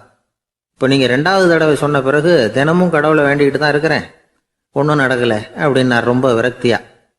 ஒரே ஒரு தோல்வியில் உங்கள் நம்பிக்கையெல்லாம் பறந்து போயிடுது பார்த்தீங்களா அப்படின்னார் அந்த பெரியவர். எல்லாம் நல்ல விதமாக நடக்கிற வரைக்கும் நம்பிக்கை, எதிர்பார்த்தது தோல்வியில் முடிஞ்சுட்டுதுன்னா அவநம்பிக்கை. மற்றவர்கள் பேரில் வைக்கிற நம்பிக்கை எந்த நேரத்திலையும் விவகாரமாகி விடக்கூடிய சாத்தியம் உண்டு. நாம் நம்பிக்கை வைக்க வேண்டியது நம்ம கிட்ட தான், நமக்குள்ளே இருக்கிறார் கடவுள். எனவே நம்ம பேரில் நாம் வைக்கிற நம்பிக்கை தான் உண்மையான கடவுள் பக்தி. நிபந்தனையற்ற நம்பிக்கையாக அது இருக்கணும். எல்லாம் நல்லபடியாக நடந்துக்கிட்டு இருந்தா எந்த முட்டாளுக்கும் நம்பிக்கை வரத்தான் செய்யும் அப்படிங்கிறது ஒரு பெரிய ஒரு கருத்து. தியானத்தின் மூலமாக தான் உனக்குள்ள ஆழமாக தோண்டுனா உன்னுடைய அடி ஆழத்தில் நம்பிக்கை அப்படி ஊற்றெடுக்கும், அதை பார்க்க முடியும் அப்படிங்கிறது பெரியவர்கள் சிந்தனை. ஒரு குழந்தை அப்பாவை பார்த்து என்னப்பா பண்ணுறேன்னு கேட்டுதான். பிரார்த்தனை பண்ணிட்டு இருக்கிறேன்னாரான் அப்பா. பிரார்த்தனை பண்ணுனா என்ன கிடைக்கும் அப்படின்னு கேட்டுதான் குழந்தை. எல்லாம் கிடைக்கும் அப்படின்னாரான் அப்பா. நீ வச்சிருக்கிறிய பேனா அது கூட கிடைக்குமான்னு கேட்டுதான் குழந்தை. கிடைக்குமேன்னு இருக்கார். அப்படின்னா அந்த பேனாவை என்கிட்ட கொடுத்துரு, நீ பிரார்த்தனை பண்ணி வேற பேனா வாங்கிக்கோ அப்படின்னு தான் அந்த குழந்தை. ஒரு பெரிய தத்துவ சிந்தனையாளர் இருந்தார், சுவாங்சு அப்படின்னு பேர். அவருடைய மனைவி ஒரு நாள் திடீர்னு காலமாயிட்டாங்க. ஐயோ பாவம், அவர் ரொம்ப வருத்தப்படுவார், போய் ஆறுதலாக 4 வார்த்தை பேசிவிட்டு வரலாம் அப்படின்னு நினச்சிக்கிட்டு நிறைய பேர் அவரை தேடிட்டு வந்தாங்களாம். வந்தவங்களுக்கு ஆச்சரியம், ஏன்னா இவர் வருத்தப்பட்டுக்கிட்டு இருப்பார் அப்படின்னு தானே எதிர்பார்த்தாங்க. அப்படி இல்லை, தாளம் போட்டுக்கிட்டு உட்காந்துருக்கிறார். தாளத்துக்கு தகுந்த மாதிரி பாட்டு வேற பாடிக்கிட்டு இருக்கிறார். என்ன மனுஷன் இவர், கொஞ்சம் கூட கவலை இல்லாமல் இப்படி இருக்கிறாரு அப்படின்னு நினச்சாங்க. ஒருத்தர் துணிஞ்சு அவர்கிட்ட கேட்டுவிட்டார், என்னங்க இது இப்படி அப்படின்னு. அதுக்கு அவர் என்ன சொன்னார் தெரியுமா? இதை பாருங்க, என்னுடைய மனைவி பிறக்கிறதுக்கு முன்னாடி அவளுக்கு உயிரும் கிடையாது, உடலும் கிடையாது. அதுக்கு பிறகு தான் உயிர் வந்தது, உடல் வந்தது, அந்த உருவம் வந்தது. இப்போ என்ன ஆச்சு? அந்த உருவமும் உயிரும் போயிட்டுது, அவ்வளவுதானே. வந்தது போயிட்டுது. இளவேனில் காலம், இலையுதிர் காலம், பனிக்காலம், இப்படி பருவங்கள் மாறி மாறி வருது இல்லையா? அது மாதிரி பிறப்பும் இறப்பும் மாறி மாறி வருது. இது இயற்கை. இதுக்காக அழுதா அது எப்படி அப்படின்னாராம். ஞான தெளிவு அடைஞ்சவங்களுக்கு எல்லாமே சுகம்தான். திருவள்ளுவரும் அதைத்தான் சொல்றார், உறங்குவது போலும் சாக்காடு, உறங்கி விழிப்பது போலும் பிறப்பு. தூங்குறதுக்கெல்லாம் நாம் வருத்தப்பட்டுக்கிட்ட இருக்கிறோமா? இன்னைக்கு தூங்க வேண்டியிருக்குதே, இன்னும் கொஞ்சம் நேரத்தில் நான் தூங்க வேண்டியிருக்கு அப்படின்னு சொல்லி யாராவது அழுதுகிட்டு இருப்பாங்களா? அதனால் இந்த உலக வாழ்க்கையினுடைய இயல்பை யதார்த்தத்தை நாம் தெளிவாக புரிஞ்சுக்கணும். அப்படி புரிஞ்சுக்கிட்டால் நாம் கவலை இல்லாமல் வாழ முடியும். ஒரு வயசான தாத்தா பாட்டி 60 வருஷத்துக்கு முன்னாடி அவங்களுக்கு கல்யாணம் ஆச்சு. ஒன்றாவே வாழ்ந்தாங்க, ஒன்றாவே இறந்து போனாங்க. இப்போ அவங்க 2 பேரும் சொர்க்கத்துக்கு போய் சேர்ந்தாங்க. அங்கே எல்லா வசதியும் இருந்தது. ஒரு பெரிய பங்களாவே இவங்களுக்கு ஒதுக்கி கொடுத்தாங்களாம். இதுக்கு எவ்வளவு வாடகைன்னு கேட்டார் தாத்தா. வாடகையெல்லாம் கிடையாது, இலவசம் அப்படின்னார் அங்கே இருந்தவர். அந்த வீட்டுக்கு பின்னாடி ஒரு பெரிய புல்வெளி இருந்தது. இதில் விளையாட ஏதாவது கட்டணம் உண்டான்னு கேட்டிருக்கார் தாத்தா. அதெல்லாம் ஒன்றும் கிடையாது, பணம்லாம் கட்ட வேண்டியதில்லை அப்படின்னார் அவர். பக்கத்தில் ஹோட்டல் மாதிரி ஒரு பெரிய கட்டடம், உள்ள சாப்பாட்டு மேஜைகள், அது மேலே விதவிதமான பலகாரங்கள். சாப்பாட்டுக்கெல்லாம் எவ்வளவு அப்படின்னு விசாரிச்சாராம் தாத்தா. அதுதான் சொன்னேனே, இங்கே எல்லாமே இலவசம்தான், எது வேணும்னாலும் சாப்பிட்லாம், எவ்வளவு வேணும்னாலும் சாப்பிட்லாம் அப்படின்னாராம்.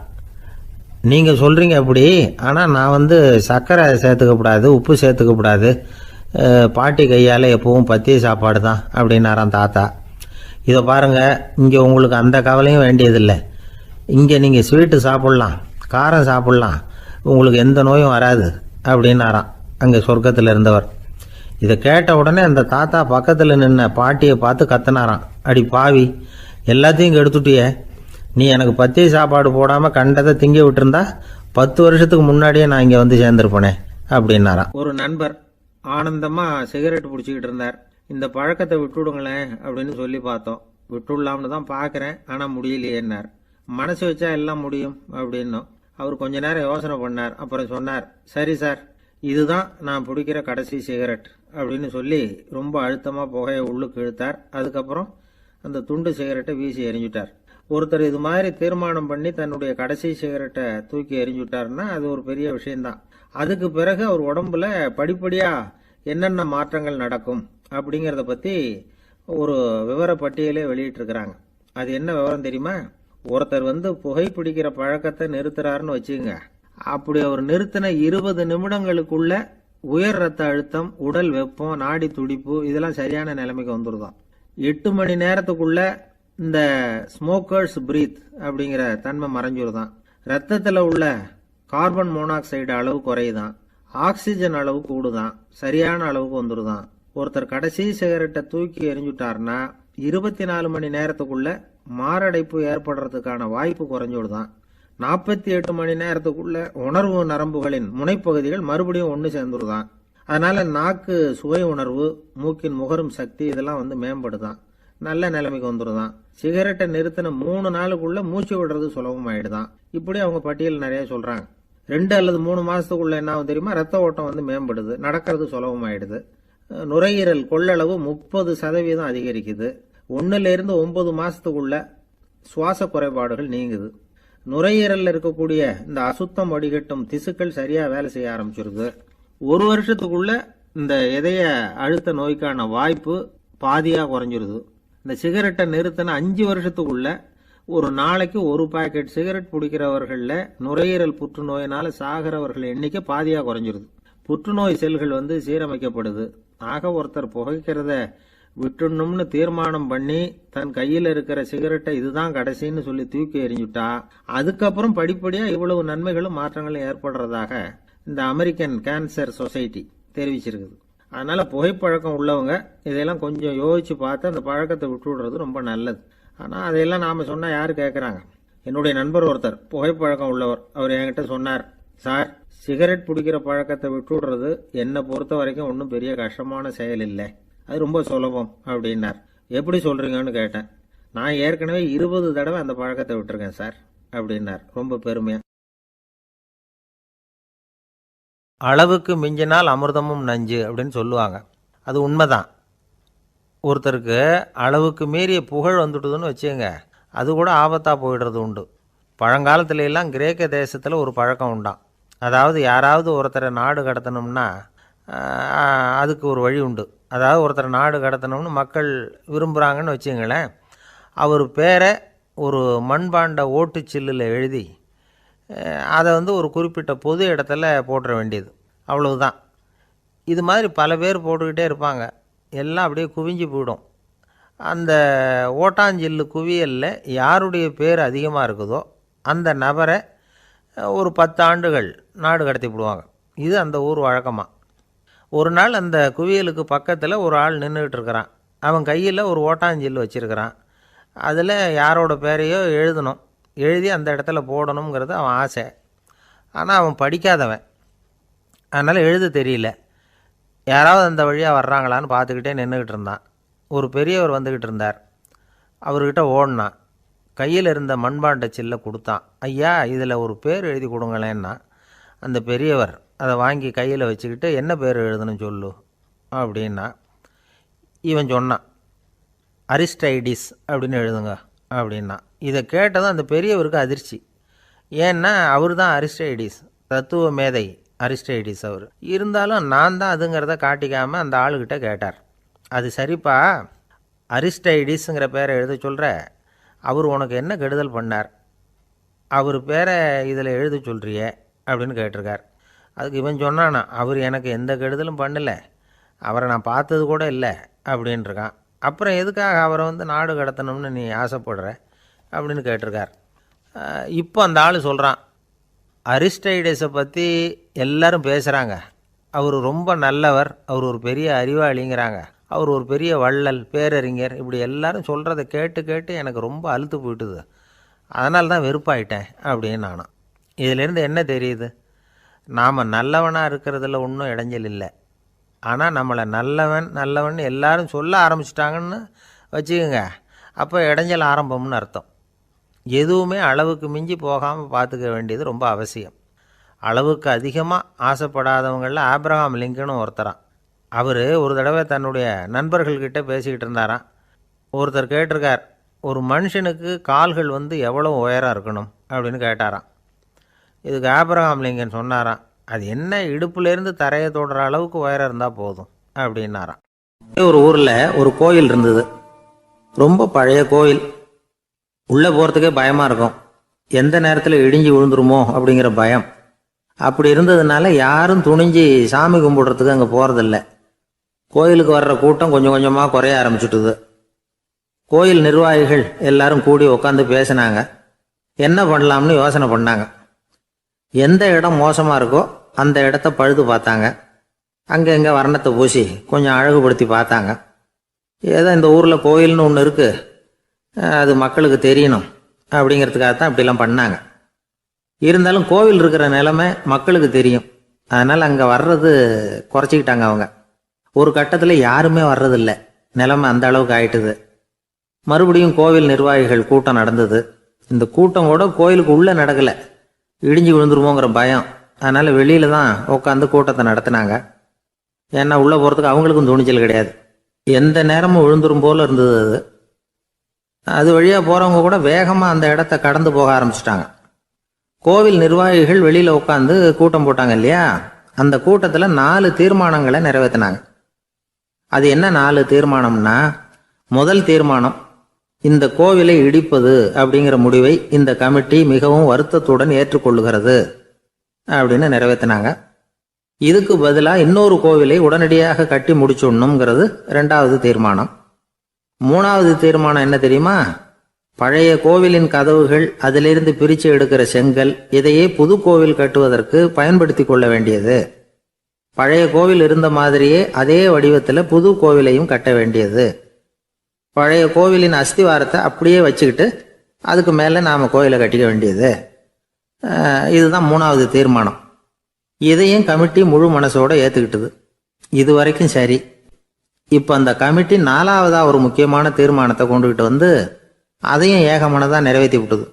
அது என்ன தீர்மானம்னா, புதிய கோவில் கட்டி முடிக்கிற வரைக்கும் பழைய கோவிலை இடிக்கிறதில்லை அப்படிங்கிற தீர்மானம். எப்படி இருக்குது பாருங்க இது. பழசை இடிக்காத வரையில் அதே இடத்துல புதுசாக எப்படி கட்ட முடியும்?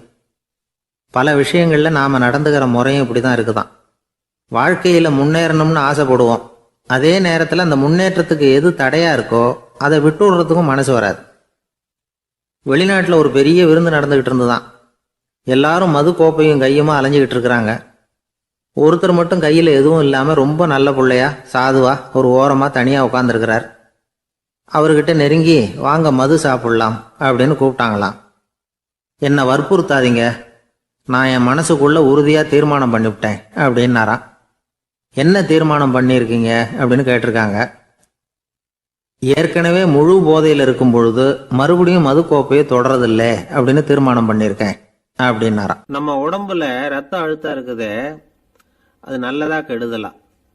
உடனே அது கெடுதல்னு தான் சொல்லுவோம், ஆனால் உண்மை அது இல்லை.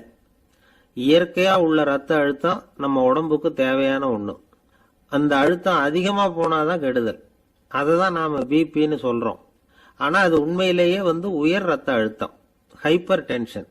இதயம்ங்கிறது ஓயாமல் வேலை செஞ்சுக்கிட்டு இருக்கிற ஒரு பம்பு.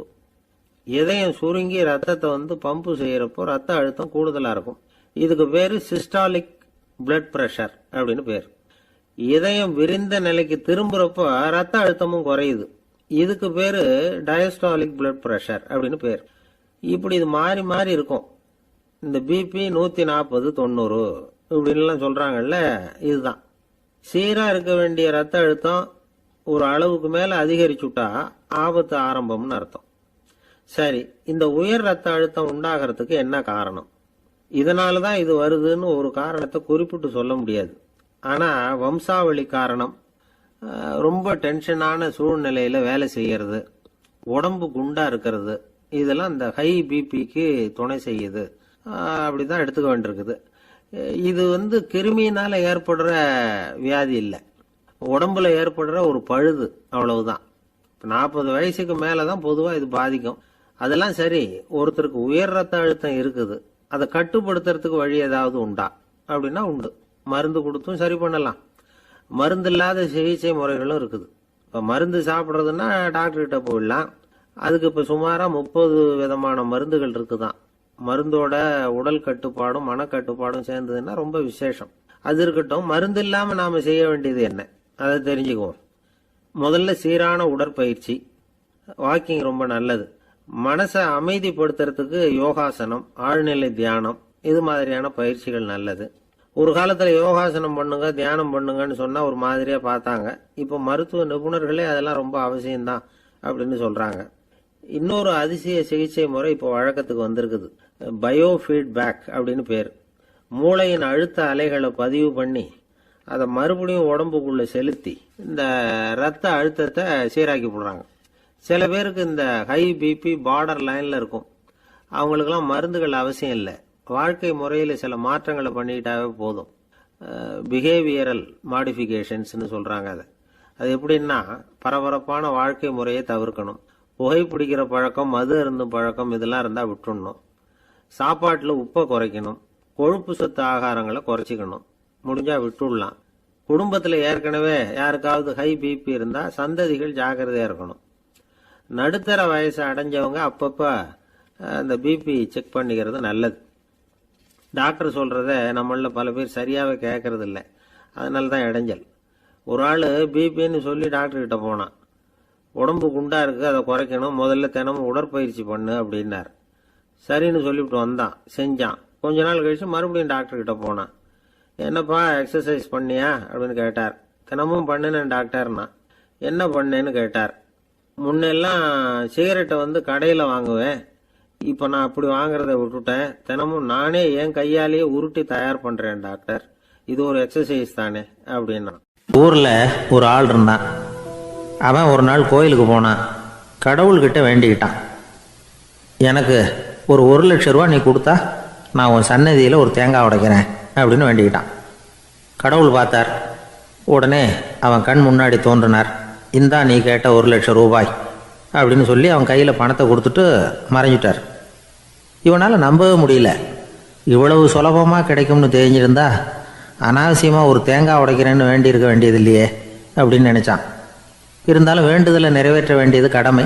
அதுக்காக என்ன பண்ணால், பக்கத்தில் ஒரு கடைக்கு போனான். ஒரு தேங்காயை கையில் எடுத்தான். இது என்ன விலைன்னு கேட்டான். 5 ரூபான்னார் கடையில் இருந்தவர். அதிகமாக இருக்குதே விலைன்னா.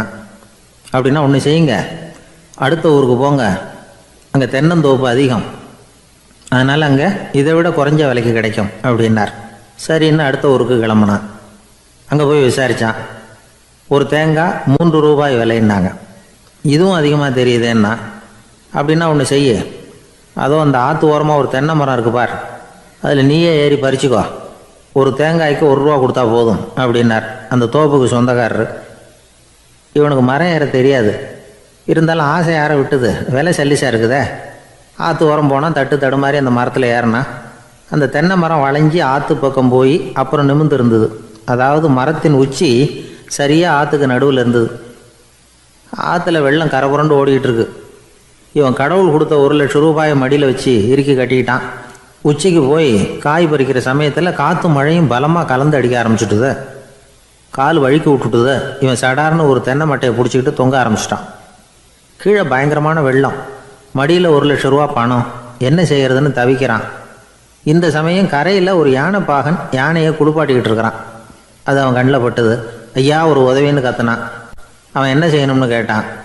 உன் யானையை மெதுவாக இங்கே அழைச்சிட்டு வா, எனக்கு நேராக கீழே நிறுத்து, என் காலை பிடிச்சி மெதுவாக கீழே இறக்கி விட்டுரு, என் மடியில் இருக்கிற பணத்தில் உனக்கு 10,000 ரூபா தரேன் அப்படின்னா. அவன் பார்த்தான். காலை கையை பிடிச்சா கூட எவனும் இந்த காலத்தில் 10 ரூபாய்க்கு மேலே தரமாட்டேங்கிறான்.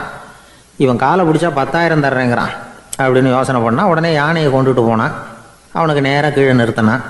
அவன் காலை பிடிச்சான். அவ்வளவுதான். அந்த நேரம் பார்த்து யானை மெதுவாக நடந்து அப்பால் போட்டுது. இப்போ யானை பாகன் அவன் காலை கெட்டியாக பிடிச்சிக்கிட்டு தொங்குறான். பரிதாபமாக மேலே பார்க்குறான். அவன் மட்டையை பிடிச்சிக்கிட்டு தொங்குறான். இப்போ யானை பாகன் சொல்கிறான், தம்பி மட்டையை விட்டுறாத, கெட்டியாக பிடிச்சிக்கோ, நான் உனக்கு 10,000 ரூபா தரேன், இதோ மடியில் தான் வச்சுருக்கேன்னா. மேலே தொங்குறவனுக்கு இந்த நிலைமையிலேயும் ஒரு சந்தோஷம், மேற்கொண்டு ஒரு 10,000 ரூபா நமக்கு கிடைக்கும் போல இருக்கே அப்படின்னு. இந்த சமயத்தில் ஒருத்தன் ஒட்டகத்தை ஓட்டிகிட்டு வந்தான் அந்த பக்கமாக குளிப்பாட்டுறதுக்கு. யானை பாகம் பார்த்துட்டான். ஐயா ஒட்டகக்காரரே, அதை இங்கே கொண்டுட்டு வா, எங்கள் காலை பிடிச்சி பத்திரமா இறக்கி விடு, நாங்கள் பணம் கொடுக்குறோம்னா. அவனும் பணத்துக்கு ஆசைப்பட்டு வந்தான். அவன் காலை பிடிக்கிற சமயம் ஒட்டகமும் நழுவி போட்டுது. இப்போ 3 பேருமே வரிசையாக தொங்குறாங்க. ஒட்டகக்காரன் கத்துறான், தம்பி மட்டையை விட்டுறாத, கெட்டியாக பிடிச்சிக்கோ, நான் என் மடியில் இருக்கிற 5,000 உனக்கு தந்துடுறேன்னா. மேலே தொங்குறவனுக்கு இன்னமும் சந்தோஷம், இவனும் பணம் தர்றேங்கிறான். அப்படின்னா இன்றைக்கி நமக்கு மொத்த பண வரவு எவ்வளவு அப்படின்னு ஒவ்வொன்றா கூட்டி பார்க்க ஆரம்பித்தான். மனக்கணக்கு சரியாக வரல. அதனால் அப்படியே விரலை விட்டு எண்ண ஆரம்பித்தான். அவ்வளவுதான். மட்டையை விட்டுட்டு கை நழுவி வந்துட்டுது. 3 பேரும் பொத்துன்னு ஆற்றுல விழுந்தாங்க. படாத பாடுபட்டு தட்டு தடுமாறி கரைக்கு வந்து சேர்ந்தாங்க. 3 பேர் மடியில் இருந்த பணமும் ஆத்தோட போட்டுது. பேராசை பெருநஷ்டம் அப்படின்னு ஒரு பழமொழி இருக்குல்ல, அதை விளக்கறதுக்காக சொல்லப்பட்ட கதை இது. இந்த காலத்தில் ஒருத்தர் ஒரு நீச்சல் குளத்தில் நீச்சல் அடிச்சுக்கிட்டு இருக்கிறார். காவலுக்கு இருந்தவர் அதை கவனிச்சுட்டார். கரையிலேருந்து சத்தம் போட்டாராம், இதோ பாருங்க, இங்கே ராத்திரி 8 மணிக்கு மேலே நீச்சல் அடிக்கிறது சட்டப்படி குற்றம், அதுக்கு அனுமதி கிடையாது, தெரியாதா உங்களுக்கு அப்படின்னாராம். இதுக்கு அவரு, ஐயையோ நான் நீச்சல் அடிக்க வந்தவன் இல்லைங்க, சும்மா சுற்றி பார்க்க வந்தவன், தடுமாறி குளத்தில் விழுந்துட்டேன், நீச்சல் தெரியாது, அதனால் தத்தளிச்சுக்கிட்டு இருக்கிறேன் அப்படின்னு கத்துனாராம். கரையில் இருந்தவர் பார்த்தார், ஓ அப்படின்னா சரி, அதுக்கு ஒன்றும் தடை இல்லை அப்படின்னு சொல்லிவிட்டு அவர் பாட்டு நடந்து போயிட்டாராம். ஒரு ஊரில் ஒரு ஆள் இருந்தான், தையல் கடை வச்சுருந்தான். அவங்கிட்ட ஒருத்தன் ஒரு சட்டை துணி எடுத்து கொடுத்து தைக்க சொல்லியிருந்தான். வர்ற சனிக்கிழமை வா வந்து வாங்கிட்டு போ அப்படின்னு அவன் சொல்லியிருந்தான். அதே மாதிரி இவன் வந்தான். அவன் தச்சு வச்சிருந்த சட்டையை கொடுத்தான். இவன் வாங்கி அங்கேயே போட்டு பார்த்தான். கை நீளம் ஒன்றுக்கு ஒன்று வித்தியாசமாக இருந்தது. வலது கை இடது பக்கத்தை விட நீளம் குறைச்சலாக இருந்தது. அவன் முணுமுணுக்க ஆரம்பிச்சுட்டான், என்ன இது இப்படி தைச்சுட்டியேன்னு. இதுக்கு அவன் சொன்னான், ஐயையோ இதுக்காகவா சங்கடப்படுறீங்க, வலது கையை மட்டும் கொஞ்சம் உள்ள இழுத்தாப்புல வச்சுக்கிட்டீங்கன்னா சரியா போகுது, மற்றபடி அந்த சட்டையில் உள்ள கலை அம்சத்தை கவனிங்க, எவ்வளோ அற்புதமாக தைச்சிருக்கேன் பாருங்க, ஒரு சின்ன குறைய இப்படிலாம் பொருட்படுத்த வேண்டியதில்லை, நான் சொன்னது மாதிரி கையை கொஞ்சம் உள்ள இழுத்தது மாதிரி வச்சுக்கிட்டு நடந்து போங்க, ஜோரா இருக்கும் அப்படின்னா. அவனும் யோசிச்சு பார்த்தான். சரியான யோசனையாக தான் தோணுச்சு. கொஞ்சம் முயற்சி பண்ணி வலது கையை கொஞ்சம் உள்ள இழுத்து சட்டை சரியா இருக்கிறது மாதிரி பண்ணிட்டான். இப்போ மறுபடியும் ஒரு பிரச்சனை. வலது கையை உள்ள இழுத்த மாதிரி அப்படியே வச்சுக்கிட்டதும் முதுகு பக்கம் கொஞ்சம் துணி தளர்த்தியா தொங்குறது மாதிரி தெரிஞ்சது. என்ன இது, முதுகு பக்கம் துணி குவிஞ்சுட்டுதே, தொங்குதே அப்படின்னா மறுபடியும், அடடா இதுக்காகவா கவலைப்படுறீங்க, உடம்ப அதுக்கு தகுந்த மாதிரி கொஞ்சம் வளைச்சிக்கிட்டா சரியா போடுது, இதுக்காக அந்த அழகான தையலை பிரித்து அதில் உள்ள கலை அம்சத்தை கெடுக்கிறதுக்கு என் மனசு இடம் தரல, எவ்வளவுக்கு தளர்த்தியா இருக்கோ அவ்வளவுக்கு கொஞ்சம் உடம்ப வளைச்சி அப்படி குனிஞ்சது மாதிரி போங்க போதும் அப்படின்னா. அதுவும் நல்ல யோசனையாக தான் பட்டுது இவனுக்கு. சரின்னு சொல்லிவிட்டு புறப்பட்டான். தெருவில் இறங்கினான். கையை கொஞ்சம் உள்ள இழுத்தான், உடம்ப கொஞ்சம் முன்னால வளைச்சான், சட்டைக்கு தகுந்த மாதிரி உடம்ப பண்ணிக்கிட்டான், மெதுவாக நடந்து போறான். இப்போ எதிரில் இன்னொருத்தன் வரான். இவனை பார்க்கறான், இவன் போட்டிருக்கிற சட்டையை பார்க்கறான், ஆஹா அற்புதம்ங்கிறான். சும்மா சொல்லக்கூடாது, ரொம்ப நல்லா இருக்கு, நிச்சயமா இது இந்த ஊர் மேல தெருவில் இருக்கிற ஒருத்தன் இருக்கானே அவன் தைச்சதா தான் இருக்கணும் அப்படின்னா. இதை கேட்டதான் அவனுக்கு ஆச்சரியம், எப்படி அவ்வளவு கரெக்டா கண்டுபிடிச்சிங்க அப்படின்னு கேட்டிருக்கான். இதுக்கு அந்த வழிபோகன்னு சொன்னானா, அவன் ரொம்ப கெட்டிக்காரன், உங்களை மாதிரி உடம்பும் கையும் வளைஞ்சு போன ஒரு ஆசாமிக்கு அவனை தவிர வேற யாராலேயும் இவ்வளவு பொருத்தமான ஒரு சட்டையை தைக்க முடியாது அப்படின்னானா. பாருங்க, அவனுக்காக இவன் அனுசரிக்க போய் இவனோட நிலைமை எப்படி ஆயிடுது பாருங்க. இதே மாதிரி தான் சில சடங்குகளும் சம்பிரதாயங்களும் நம்மளை கோமாளி ஆக்கி விட்டுரும். எதுவா இருந்தாலும் அதுல அறிவுபூர்வமான அணுகுமுறை அவசியம். ஒரு நர்ஸ் அவசரமா ஓடி டாக்டர் கிட்ட சொல்லிச்சான், டாக்டர் ஒரு தப்பு நடந்து போச்சு, 10ஆம் நம்பர் பெட்ல இருக்கிற பேஷண்ட்டுக்கு காலில் ஆபரேஷன் பண்றதுக்கு பதிலாக கையில் ஆபரேஷன் பண்ணி விட்டீங்க, கை ஆபரேஷன் பண்ணிக்க வேண்டிய ஆள் 7ஆம் நம்பர் பெட்ல இருக்கார் அப்படின்னு தான். அதுக்கு ஒரு பதட்டப்படாம சொன்னாராம், பரவாயில்ல இவரை தூக்கி 7ஆம் நம்பர் பெட்ல போட்டுரு அப்படின்னாராம். ஒரு ஊர்ல ஒரு பெரியவர் இருந்தார். அவர் ஒரு குரு. அவர் தொடர்ந்து தியான கூட்டங்கள் நடத்துவார். அந்த கூட்டத்தில் கலந்துக்கிறதுக்காக பல ஊர்கள்ல இருந்து சீடர்கள் நிறைய பேர் வருவாங்க போவாங்க. ஒரு நாள் அங்கே கூட்டம் நடந்துகிட்டு இருக்குது. அந்த சமயத்தில் சீடர்களில் ஒருத்தன் என்னத்தையே திருடி விட்டான். மற்ற சீடர்கள் அதை கவனிச்சுட்டாங்க. இவன் ஆப்பிட்டுக்கிட்டான். கூட்டம் முடிஞ்ச பிற்பாடு இவன் திருடின விஷயத்த அந்த பெரியவர்கிட்ட போய் சொன்னாங்களாம். அவர் கவனத்துக்கு கொண்டுகிட்டு போனாங்க. ஆனால் அவர் இதை காதிலே போட்டுக்கல, கண்டுக்கவே இல்லை. போய் சொன்ன சீடர்களுக்கெல்லாம் ஏமாத்தமாக போயிட்டுது. என்ன இது, இவ்வளவு தூரம் நாம் கண்டுபிடிச்சி போய் சொல்கிறோம், அவர் கண்டுக்கவே மாட்டேங்கிறாரே அப்படின்னு ஒரு மாதிரி ஆயிட்டாங்க. இருந்தாலும் அதை பற்றி ஒன்றுமே சொல்லிக்கல, பேசாமல் இருந்துட்டாங்க. கொஞ்ச நாள் ஆச்சு. அதே ஆள் மறுபடியும் ஒரு திருட்டில் மாட்டிக்கிட்டான். சீடர்கள் மறுபடியும் அந்த குரு கிட்ட விஷயத்த சொன்னாங்க. அவர் அப்பவும் வழக்கம் போல சும்மாவே இருந்துட்டார். இவர் இப்படி இருக்கிறத பார்த்ததும் அந்த சீடர்களுக்கு கோபம் வந்துட்டுது. உடனே அந்த சீடர்கள்லாம் ஒன்று கூடி பேசினாங்களாம். எல்லாருமா சேர்ந்து ஒரு விண்ணப்பம் தயார் பண்ணாங்க. அதை குருநாதர்கிட்ட கொண்டுட்டு போய் கொடுத்தாங்க. அந்த விண்ணப்பத்தில் இவங்க என்ன எழுதியிருக்கிறாங்க தெரியுமா? குருநாதர் அவர்களே, உடனே திருடனவன் மீது சட்ட நடவடிக்கை எடுக்கணும். நீங்கள் அப்படி அவனை இங்கே சேர்க்கக்கூடாது. நீங்கள் சேர்த்தீங்கன்னா நாங்கள் இங்கே இருக்கிறத பற்றி யோசிக்க ஆரம்பிச்சிருவோம். அவனை இந்த மடத்தை விட்டே துரத்தி பண்ணணும். நீங்கள் அவனை வெளியில் அனுப்புங்க, இல்லைன்னா நாங்கள் அத்தனை பேரும் வெளியில் போயிடுறோம். இப்படி தான் அந்த விண்ணப்பத்தில் எழுதியிருக்கிறாங்க. குரு அந்த விண்ணப்பத்தை வாங்கி படித்து பார்த்தார். அதுக்கப்புறம் அதை எழுதின அத்தனை பேரையும் கூப்பிட்டாரு. எல்லாரும் இப்படி வாங்கன்னாரு. வந்தாங்க. இப்படி என் எதிரில் உட்காருங்கன்னார். உட்காந்தாங்க. அப்புறம் சொன்னார், இதை பாருப்பா, நீங்கள் எல்லாரும் புத்திசாலிகள். உங்களுக்கு எது நல்லது எது கெட்டதுங்கிறது நல்லா தெரியும். நீங்கள் மேற்கொண்டு ஏதாவது படிக்கணும்னு நினச்சா வேறு எங்கே வேணும்னாலும் போகலாம். அதுக்கு நான் தடை சொல்ல மாட்டேன். ஆனால் உங்களால் குற்றம் சாட்டப்பட்ட அவன் இருக்கானே, அவன் எப்படின்னா அவனுக்கு எது நல்லது எது கெட்டதுங்கிறதெல்லாம் தெரியாது. அதனால தான் திருடுறான். நீங்கள் சொல்கிறது மாதிரி அவனை அடித்து துரத்தி விடுறோம்னு வச்சுக்கோங்க, அவனுக்கு எப்படி நல்லது கெட்டது தெரியும்? அவனுக்கு அதை யார் சொல்லி கொடுக்கறது? அதனால் இங்கேயே இருக்கட்டும், அதுதான் சரி. இதுக்காக நீங்கள் எல்லாரும் என்னை விட்டுட்டு போனாலும் சரி, அவனை நான் விரட்ட மாட்டேன் அப்படின்னு விட்டாரான். இவ்வளவையும் திருடனை அந்த சீடன் கேட்டுக்கிட்டே இருந்திருக்கான். அவன் கண்களில் கண்ணீர். அப்படியே எழுந்திரிச்சு வந்தான். குரு காலில் விழுந்தான். அவன் கண்ணீரில் அவனது தீமை கழுவப்பட்டது அப்படிம்பாங்க. அதாவது சீடர்களுக்கு அந்த குருவோட பெருமை அப்போ தான் புரிஞ்சுதான். ஒரு நல்ல ஆசிரியர் இருக்காருன்னு வச்சுங்க, நல்லா படிக்கிற பையனுக்கு தான் பாடம் சொல்லி கொடுப்பேன்னா அது என்ன பெரிய விஷயமா? மோசமாக படிக்கிறவனையும் மாற்றி காட்டுறேங்கிறது தான் பெருமை. இந்த காலத்து குரு ஒருத்தர் ஒரு ஆசிரமம் வச்சு நடத்திட்டு வந்தார். நிறைய பேர் தினம் வருவாங்க போவாங்க. ஒரு நாள் ஒருத்தன் வந்தான். அந்த குரு முன்னாடி போய் நின்னான். ஐயா, என்ன உங்கள் சீடனாக ஏற்றுக்கணும்னா. அந்த குரு நிமிர்ந்து பார்த்தார். உன்னுடைய நோக்கம் என்னன்னு கேட்டார். ஐயா, உங்ககிட்ட கொஞ்ச நாள் இருந்தேன்னா நல்ல பழக்க வழக்கங்களை கற்றுக்கலாம். அதுக்கப்புறம் வெளியில் போய் ஒரு நல்ல தொழில் தொடங்கி வாழ்க்கையில் முன்னுக்கு வரணுங்கிறது தான் என்னோட நோக்கம் அப்படின்னா. நீ சொல்கிறது சரி, ஆனால் உன்னால் இங்கே நல்ல பழக்க வழக்கங்களை கற்றுக்க முடியலேன்னு வச்சுக்கோ. அப்போ என்ன பண்ணுவேன் அப்படின்னு கேட்டார் அவர். அப்படி ஆச்சுன்னா என்ன, உங்களை மாதிரியே ஒரு ஆசிரமம் ஆரம்பித்து அதுக்கு குருவாக இருந்துட்டு போகிறேன் அப்படின்னா.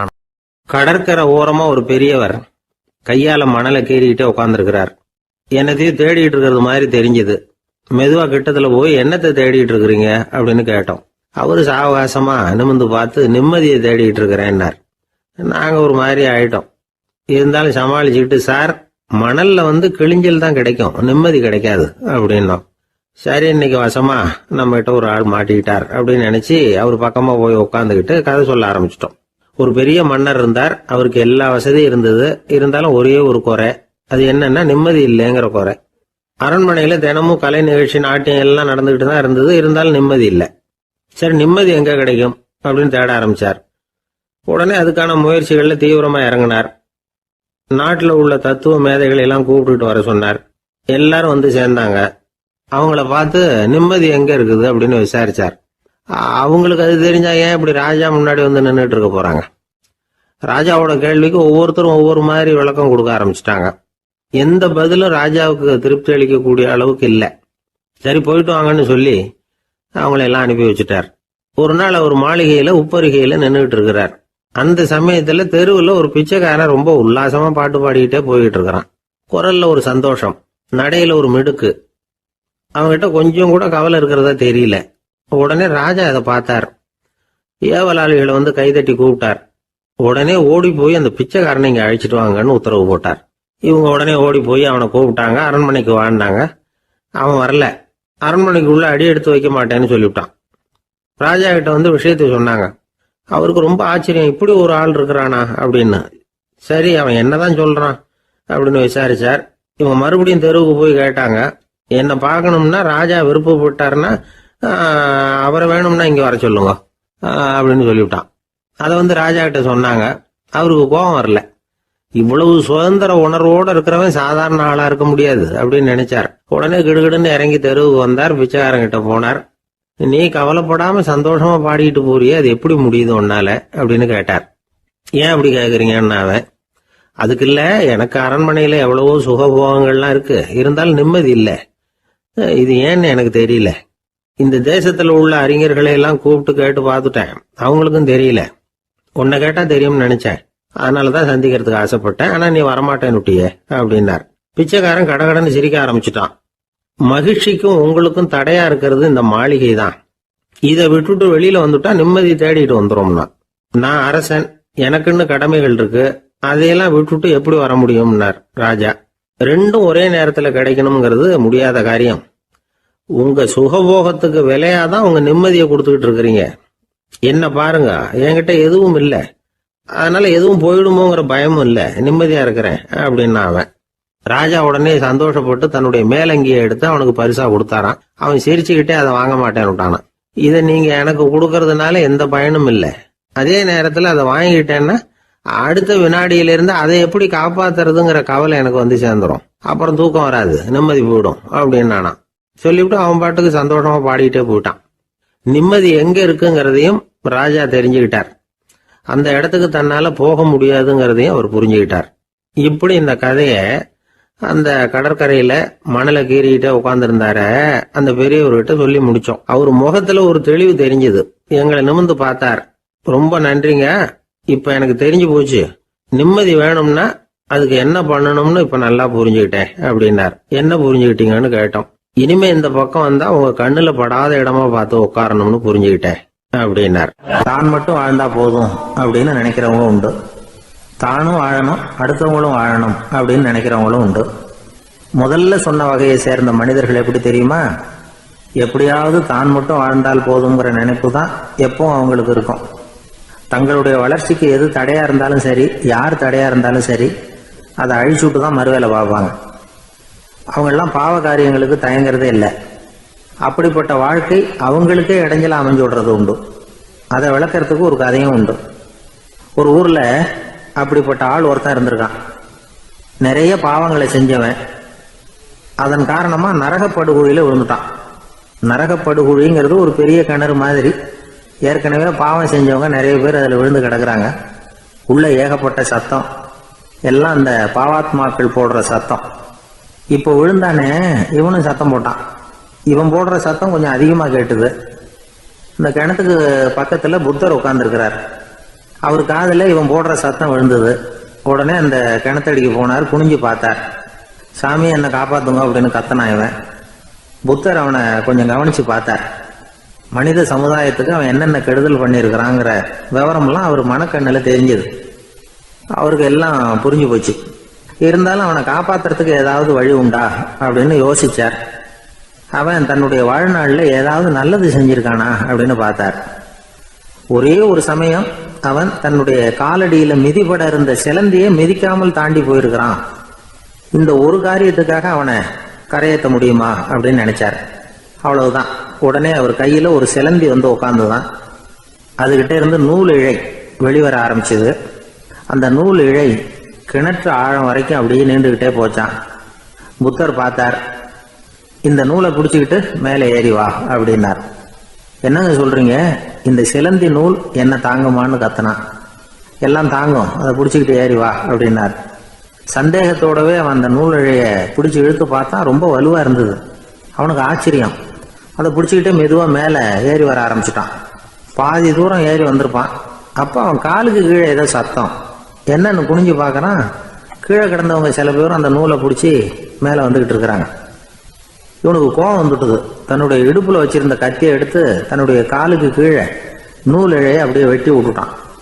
இனிமே நாம மட்டும்தான் மேலே ஏறி வந்துடணும் அப்படின்னு நினைச்சுக்கிட்டான். ஆனா நடந்தது என்ன தெரியுமா? மொத்த நூல் இழையும் அப்படியே அருந்து கீழே விழுந்துட்டுது. அவனும் பொத்துன்னு கீழே விழுந்துட்டான். மறுபடியும் கத்த ஆரம்பிச்சுட்டான். ஏற்கனவே அவன் செஞ்சிருந்த ஒரு சிறு கருணை அந்த நூல் இழைக்கு உறுதியை கொடுத்தது. இப்போ அவன் செஞ்ச பாவம் அந்த நூல் இழைய வலுவிழக்க செஞ்சுட்டுது. அடுத்தவங்களும் வாழணுங்கிற எண்ணம் அவனுக்கு இருந்திருந்தா இப்போ அவனும் கரையேறி வந்திருப்பான், மற்றவங்களும் சௌக்கியமா வந்து சேர்ந்திருப்பாங்க. அதனால நாமும் வாழணும் அடுத்தவங்களும் வாழணும் அப்படின்னு நினைக்கிறவன் வாழ்க்கையில சீக்கிரம் முன்னுக்கு வந்துருவான். ஒருத்தன் ஒரு டாக்டர் கிட்ட போனான். மருந்து வாங்கினான். வாங்கி கொண்டாந்து பேசாம வச்சுட்டான், சாப்பிடல. அப்புறம் எதுக்காகப்பா போய் அவர்கிட்ட மருந்து வாங்கினேன் அப்படின்னு கேட்டாங்க. டாக்டர் வாழணும் இல்லையா, அதனாலதான் அப்படின்னா. அவர் கொடுத்த மருந்தை நீ ஏன் சாப்பிடல அப்புறம் அப்படின்னு கேட்டாங்க. நான் வாழணும் இல்லையா, அதுக்காக தான் அப்படின்னா. ஒரு சன்னியாசி அவர் ஒரு நாள் ஒரு கனவு கண்டாராம். அந்த கனவில் அவர் சொர்க்கத்துக்கு போகிறார். அங்கே ஒரு பெரிய திருவிழா நடந்துக்கிட்டு இருக்குது. எங்கே பார்த்தாலும் அலங்கார வளைவுகள், வண்ணமயமான விளக்குகள், பாதைகள் பூரா மலர்கள், எல்லா கட்டடங்களும் ஒளிமயம். அவ்வளவு கோலாகலமாக பிரம்மாண்டமாக அந்த திருவிழா நடந்துக்கிட்டு இருக்குது. அது என்ன திருவிழாங்கிறது இந்த சன்னியாசிக்கு புரியல. அங்கே எதிரில் வந்துக்கிட்டு இருந்த ஒருத்தரை நிறுத்தி, என்ன விசேஷம் இங்கே அப்படின்னு விசாரிச்சாராம். உனக்கு தெரியாத விஷயம், இன்னைக்கு இறைவனுக்கு பிறந்த நாள், அதை தான் எல்லாரும் சேர்ந்து கொண்டாடுறோம். இதுக்காக பிரம்மாண்டமான ஊர்வலம் ஒன்று வரப்போகுது. இறைவனே அந்த ஊர்வலத்தில் கலந்துக்கிறார் அப்படின்னார் அவர். உடனே அந்த சன்னியாசி ஒரு மரத்து நிழலில் ஒதுங்கி நின்றுக்கிட்டார். ஊர்வலம் வந்துக்கிட்டு இருக்குது. முதல்ல ஒரு குதிரை வந்துக்கிட்டு இருக்கு. அது மேலே ஒருத்தர் உட்காந்துருக்கிறார். அவருக்கு பின்னாடி நிறைய பேர் கூட்டமாக வந்துக்கிட்டு இருக்கிறாங்க. இவ்வளவு கூட்டம் இவர் பின்னாடி வருதே, யார் இவர் அப்படின்னு கேட்டார். ஒரு மதத்தின் பேரை சொல்லி, இவர் அந்த மதத்தின் தலைவர், அவரை பின்பற்றுகிற மக்கள் கூட்டம் பின்னாடி வந்துக்கிட்டு இருக்குது அப்படின்னு விவரம் சொல்லியிருக்கிறாங்க. இவங்களுக்கு அடுத்தபடியாக இன்னொரு குதிரையில் ஒருத்தர் வந்துக்கிட்டு இருக்கிறார். அவருக்கு பின்னாடி ஏகப்பட்ட கூட்டம். இவர் யாருங்க அப்படின்னு கேட்டிருக்கார் சன்னியாசி. அங்கே இருக்கிறவங்க விவரம் சொல்லியிருக்கிறாங்க. இன்னொரு மதத்தின் பெயரை சொல்லி, இவர் அந்த மதத்தினுடைய தலைவர், அவர் வழியை பின்பற்றுகிறவர்கள் அவர் பின்னாடி கூட்டமாக வந்துக்கிட்டு இருக்கிறாங்க அப்படின்ட்டு இருக்காங்க. இப்படி ஒவ்வொருத்தராக குதிரை மேலே வந்துக்கிட்டே இருக்கிறாங்க. அவங்கள பின்பற்றியும் ஒவ்வொரு கூட்டம் வந்துக்கிட்டே இருக்குது. அந்த பெரிய ஊர்வலம் அது பாட்டுக்கு போய்கிட்டு இருக்குது. கடைசியாக அது முடிஞ்சது ரொம்ப நேரம் கழித்து. அதுக்கப்புறம் கொஞ்சம் நேரம் கழித்து ஒரு வயசான ஆள் குதிரை மேலே வந்துக்கிட்டு இருக்கிறார். ஆனால் அவருக்கு பின்னாடி யாருமே இல்லை. அவர் பரிதாபமாக தனியாக வந்துக்கிட்டு இருக்கிறார். அவர் அந்த ஊர்வலத்தை சேர்ந்தவரா இல்லையாங்கிறதே தெரியல. இவர் யார், இவர் ஏன் இப்படி தனியாக வந்துக்கிட்டு இருக்கிறார் அப்படின்னு கேட்டிருக்கார் அந்த சன்னியாசி. என்னது இப்படி கேட்குறீங்க? இவர் தான் கடவுள். இவருக்காக தான் இன்னைக்கு இந்த ஊர்வலமே நடக்குது. இவருக்கு தான் இன்னைக்கு பிறந்த நாள். முன்னாடி போகிற ஊர்வலம் பூரா இவருடைய பிறந்த நாளை கொண்டாடுறதுக்காக தான் அப்படின்ட்டு இருக்காங்க. இதை கேட்டதும் அந்த சன்னியாசிக்கு திடுக்குன்னு தூக்கி போட்டிருக்கு. இது வரைக்கும் கனவு கண்டுகிட்டு இருந்தவர் முடிச்சுக்கிட்டார். அதுக்கப்புறம் தான் யோசிச்சு பார்த்துருக்கார். உண்மைதான், மக்கள் எல்லாரும் பக்தி மார்க்கத்தில் போகிறதா நினச்சிக்கிட்டு பாதை மாறி போய்கிட்டு இருக்கிறாங்க. கடவுளை பின்பற்றுவதாக நினைக்கிறாங்க பக்தர்கள். ஆனால் கடவுளுக்கு பின்னாடி யாருமே இல்லை. இன்னமும் இயல்பாக இதை பற்றி யோசிச்சு பார்த்தா, உண்மைக்கு பின்னாடி தான் நான் போய்கிட்டு இருக்கேன் அப்படின்னு நிறைய பேர் சொல்கிறாங்க. ஆனால் அந்த உண்மை அனாதையாக போய்கிட்டு இருக்குது. அப்படி ஆயிட்டுது உலகம்.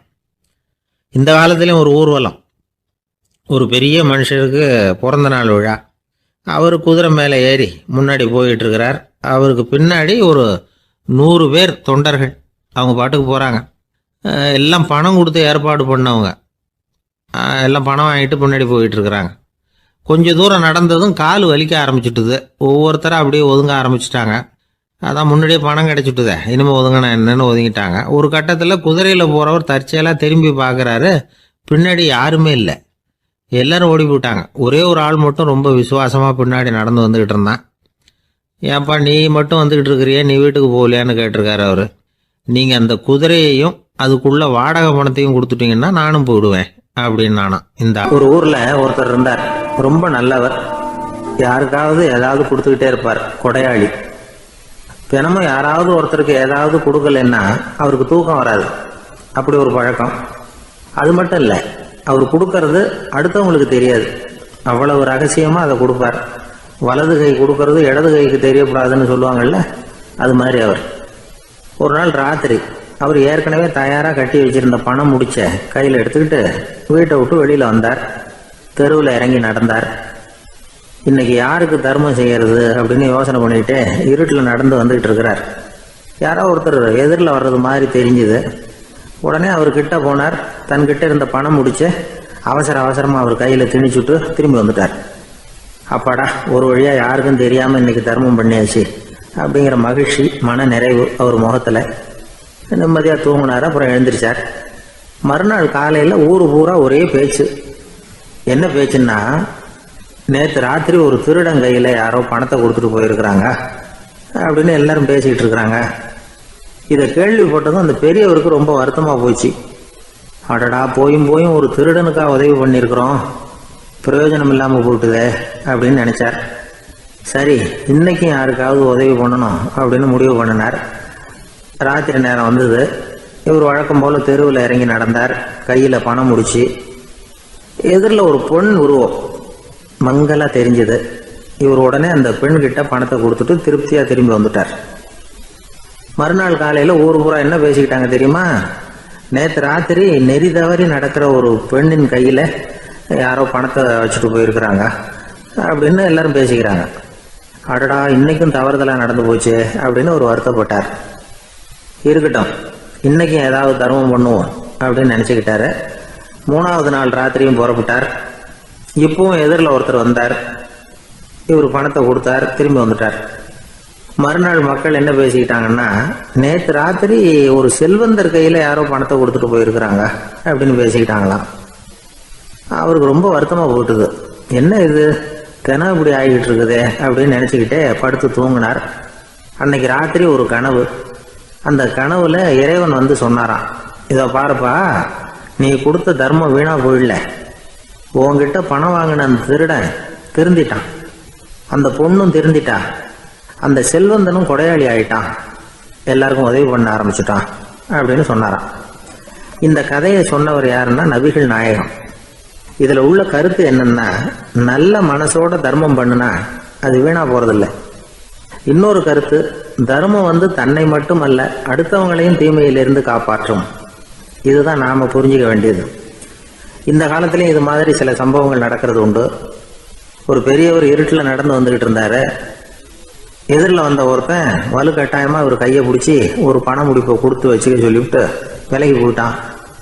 பெரியவருக்கு ஆச்சரியம், இந்த காலத்திலயும் இப்படி வலது கை கொடுக்கறது இடது கைக்கு தெரியக்கூடாதுன்னு நினைக்கிற கொடையாளிகள் உண்டு போல இருக்கு அப்படின்னு யோசனை பண்ணிக்கிட்டே நடந்தார். கொஞ்ச தூரம் போயிருப்பாரு. அதுக்குள்ள அதே ஆள் திரும்பி வந்தான். கொடுத்த பண முடிப்பை திருப்பி கொடுங்க அப்படின்னு கேட்டு வாங்கிட்டான். இவருக்கு ஒன்றும் புரியல. ஏன் இப்படி பண்றேன்னார். அது ஒன்றும் இல்லைங்க, கொஞ்ச நேரம் இதை உங்ககிட்ட கொடுத்து வச்சிருந்தேன், அவ்வளவுதான் அப்படின்னா. ஏன்னு கேட்டார். என்னை பின்னாடி போலீஸ் தேடிக்கிட்டு வந்துகிட்டு இருக்குது, அதுதான் அப்படி பண்ணேன். இப்போ போயிட்டுது, இனிமே ஒன்றும் பயம் இல்லை அப்படின்னு சொல்லிவிட்டு அவன் பாட்டுக்கு நடந்து போறான். நம்மள மாதிரி ஒரு ஆசாமி அவன் நம்மள மாதிரியே கற்பனை பண்ணான். அதாவது நாம தான் இந்த உலகத்துல ரொம்பவும் கஷ்டப்படுறோம், மற்றவங்க எல்லாம் சந்தோஷமா இருக்கிறாங்க அப்படின்னு அவன் நினைச்சுக்கிட்டான். அவன் ஒரு நாள் கடவுளை வேண்டிக்கிட்டானா, சுவாமி, இந்த உலகத்துல எவ்வளவோ பேர் இருக்கிறாங்க, ஒவ்வொருத்தருக்கும் ஒவ்வொரு விதமான கஷ்டம் இருக்கலாம், ஒத்துக்கிறேன். இருந்தாலும் எனக்கு அது கொஞ்சம் அதிகமா இருக்கிறது மாதிரி தெரியுது. அதனால நீங்க எனக்காக ஒரு சின்ன உதவி செஞ்சா போதும். அது வந்து வேற ஒண்ணும் இல்லை, என்கிட்ட இருக்கிற துயரங்களை இன்னொருத்தர் யாருகிட்டயாவது கொடுத்துருங்க, அவர்கிட்ட இருக்கிற துயரங்களை என்கிட்ட மாத்தி கொடுத்துருங்க. ஒரு மியூச்சுவல் டிரான்ஸ்பர், அவ்வளவுதான். அப்படி பண்ணிவிட்டா போதும் அப்படின்னு வேண்டிக்கிட்டானான். அன்னைக்கு ராத்திரியே அவன் ஒரு கனவு கண்டிருக்கான். வானத்திலிருந்து ஒரு குரல் கேட்டிருக்கு. அது என்ன சொல்லிச்சு தெரியுமா? ஏ ஜனங்களே, எல்லாரும் அவங்க கஷ்டங்களை ஒரு பையில போட்டு எடுத்துக்குங்க. அப்படி எடுத்துக்கிட்டு நேரா இந்த ஊர் எல்லையில இருக்கிற கோயிலுக்கு வந்து சேருங்க அப்படின்னு அந்த குரல். ஆஹா, கடவுள் நம்ம பிரார்த்தனைக்கு செவி சாய்ச்சுட்டார் அப்படின்னு சந்தோஷப்பட்டான் இவன். உடனே என்ன பண்ணா, தன்கிட்ட இருந்த கஷ்டத்தையெல்லாம் ஒரு சாக்கு பையில போட்டு எடுத்துக்கிட்டான். வீட்டை விட்டு வெளியில வந்தான். தெருவில் இறங்கி நடக்கிறான். அங்க பார்த்தா ஏகப்பட்ட பேர் ஆளுக்கு ஒரு பைய தூக்கிக்கிட்டு கோயிலுக்கு போயிட்டு இருக்கிறாங்க. சில பேர் மூட்டையா கட்டி தலையில சுமந்துக்கிட்டு போயிட்டு இருக்கிறாங்க. இவன் பார்த்தான். இவனுக்கு ரொம்ப ஆச்சரியமா இருந்தது. ஏன்னா எல்லாரும் வச்சிருக்கிற பைய இவன் பைய விட பெருசா இருந்தது. இவன் பை தான் இருக்கிறதுலயே கொஞ்சம் சின்னதா தெரிஞ்சது. இப்ப அவன் மறுபடியும் சாமியை வேண்டிக்கிட்டான், கடவுளே, இப்ப உள்ள சூழ்நிலையை கவனிச்சா என்கிட்ட இருக்கிற பைய பரவாயில்லன்னு தோணுது. அதனால வேற பைய எதையும் மாத்த வேணாம், இதுவே பரவாயில்ல, இந்த பையோட திரும்பி வீட்டுக்கு போனா போதும்னு நினைக்கிறேன் அப்படின்னு ஏதோ நினைக்க ஆரம்பிச்சுட்டான். எல்லாரும் கோயிலுக்கு போய் சேர்ந்தாங்க. கோயில்ல அந்த குரல் மறுபடியும் கேட்டுது. எல்லாரும் அவங்கவுங்க பைகளை சோகத்துல தொங்க விடுங்க, திடீர்னு விளக்குகள் அணையும், மணி அடிக்கப்படும், அதுதான் அடையாளம். அந்த சமயத்துல இருட்டுல உங்களுக்கு வேண்டிய பைய நீங்க வந்து மாத்தி எடுத்துக்கலாம், தேர்ந்தெடுத்துக்கலாம். வெளிச்சம் இருக்கிறப்பவே உங்களுக்கு பிடிச்ச பைக்கு பக்கமா பார்த்து நீங்க நின்னுக்கலாம் அப்படின்னு சொல்லி விவரம் சொல்லிச்சான் அந்த குரல். அப்படி சொன்னதுக்கு அப்புறம் திடீர்னு விளக்கு அணைஞ்சுது, மணி அடிச்சுது. கொஞ்ச நேரம் கழிச்சு மறுபடியும் விளக்குகள்லாம் எரிஞ்சுது. இப்போ பார்த்தா எல்லாரும் அவங்கவுங்க பையையே கெட்டியா பிடிச்சிட்டு நிக்கிறாங்க. இவனும் அப்படியே நிக்கிறான். இவன் மெதுவா பக்கத்துல நிக்கிறவங்கிட்ட கேட்டானா, ஏன் நீங்க பைய கையிலேயே வச்சிருக்கிறீங்க, செவுத்துல மாட்டலையா அப்படின்னு கேட்டிருக்கான். இல்லப்பா, நீ ஏன் கையிலேயே வச்சிருக்கிறியோ அதே காரணத்துக்காக தான் நாங்களும் வச்சிருக்கிறோம். நம்ம கவலைகளை பத்தி நமக்கு ஓரளவுக்காவது தெரியும். ஆனா மற்றவங்க கவலைகள் நமக்கு பரிச்சயம் இல்லாதவை, பழக்கம் இல்லாதது. அதனால நமக்கு தெரிஞ்ச கவலைகளை சமாளிக்கிறது சுலபம். தெரியாததை சமாளிக்கணும்னா மறுபடியும் ஆரம்பத்துல இருந்து ஆரம்பிக்கணும். அதனால பழைய நண்பர்களோடு வாழறது தான் மேல் அப்படின்னு ஆனான். அதுக்கப்புறம் அவன் தன்னோட பைய போதும்னு வீட்டுக்கு திரும்பி வந்துட்டானான். இது ஒரு பெரியவர் சொல்லி இருக்கிற கதை. அதனால நம்ம கிட்ட இருக்கிற கஷ்டங்கள் தான் பெருசு, அதை இன்னொருத்தங்கிட்ட கொடுத்துட்டு மாத்திக்கலாம் அப்படின்னு நினைக்கிறது தப்பு. இதே மாதிரி இன்னொரு சம்பவம். ஒரு ஊர்ல ஒரு நாள் ராத்திரி ஆகாயத்தில இருந்து கடவுள் குரல் கேக்குது. இந்த ஊர்ல இருக்கிற ஜனங்கள்லாம் கொஞ்சம் கவனிங்க, உங்களுக்கு ஒரு செய்தி. அதாவது இங்க இருக்கிற ஜனங்கள்லயே கொஞ்சம் கூட கவலையே இல்லாத ஆள் யாருன்னு எனக்கு தெரியணும். அதனால எல்லாரும் அவங்க கவலைகளை ஒரு பையில போட்டு எடுத்துக்கிட்டு கோயிலுக்கு வாங்க அப்படின்னாரு கடவுள்.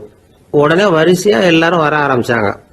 எல்லார் கையிலயும் பை இருந்தது, சின்னதும் பெருசுமா. கவலையே இல்லாத ஆள் யாருன்னு தேடினார் கடவுள். ஒரே ஒரு ஆள் மட்டும் கையில எதுவும் இல்லாம வெறும் கையை வீசிக்கிட்டு ரொம்ப ஜாலியா நடந்து வந்துகிட்டு இருந்தான். கடவுள் அவங்ககிட்ட போனார். ஏன்பா உனக்கு கவலையே இல்லையா அப்படின்னு கேட்டார். எனக்கும் சில கவலைகள்லாம் உண்டு அப்படின்னு அவன்.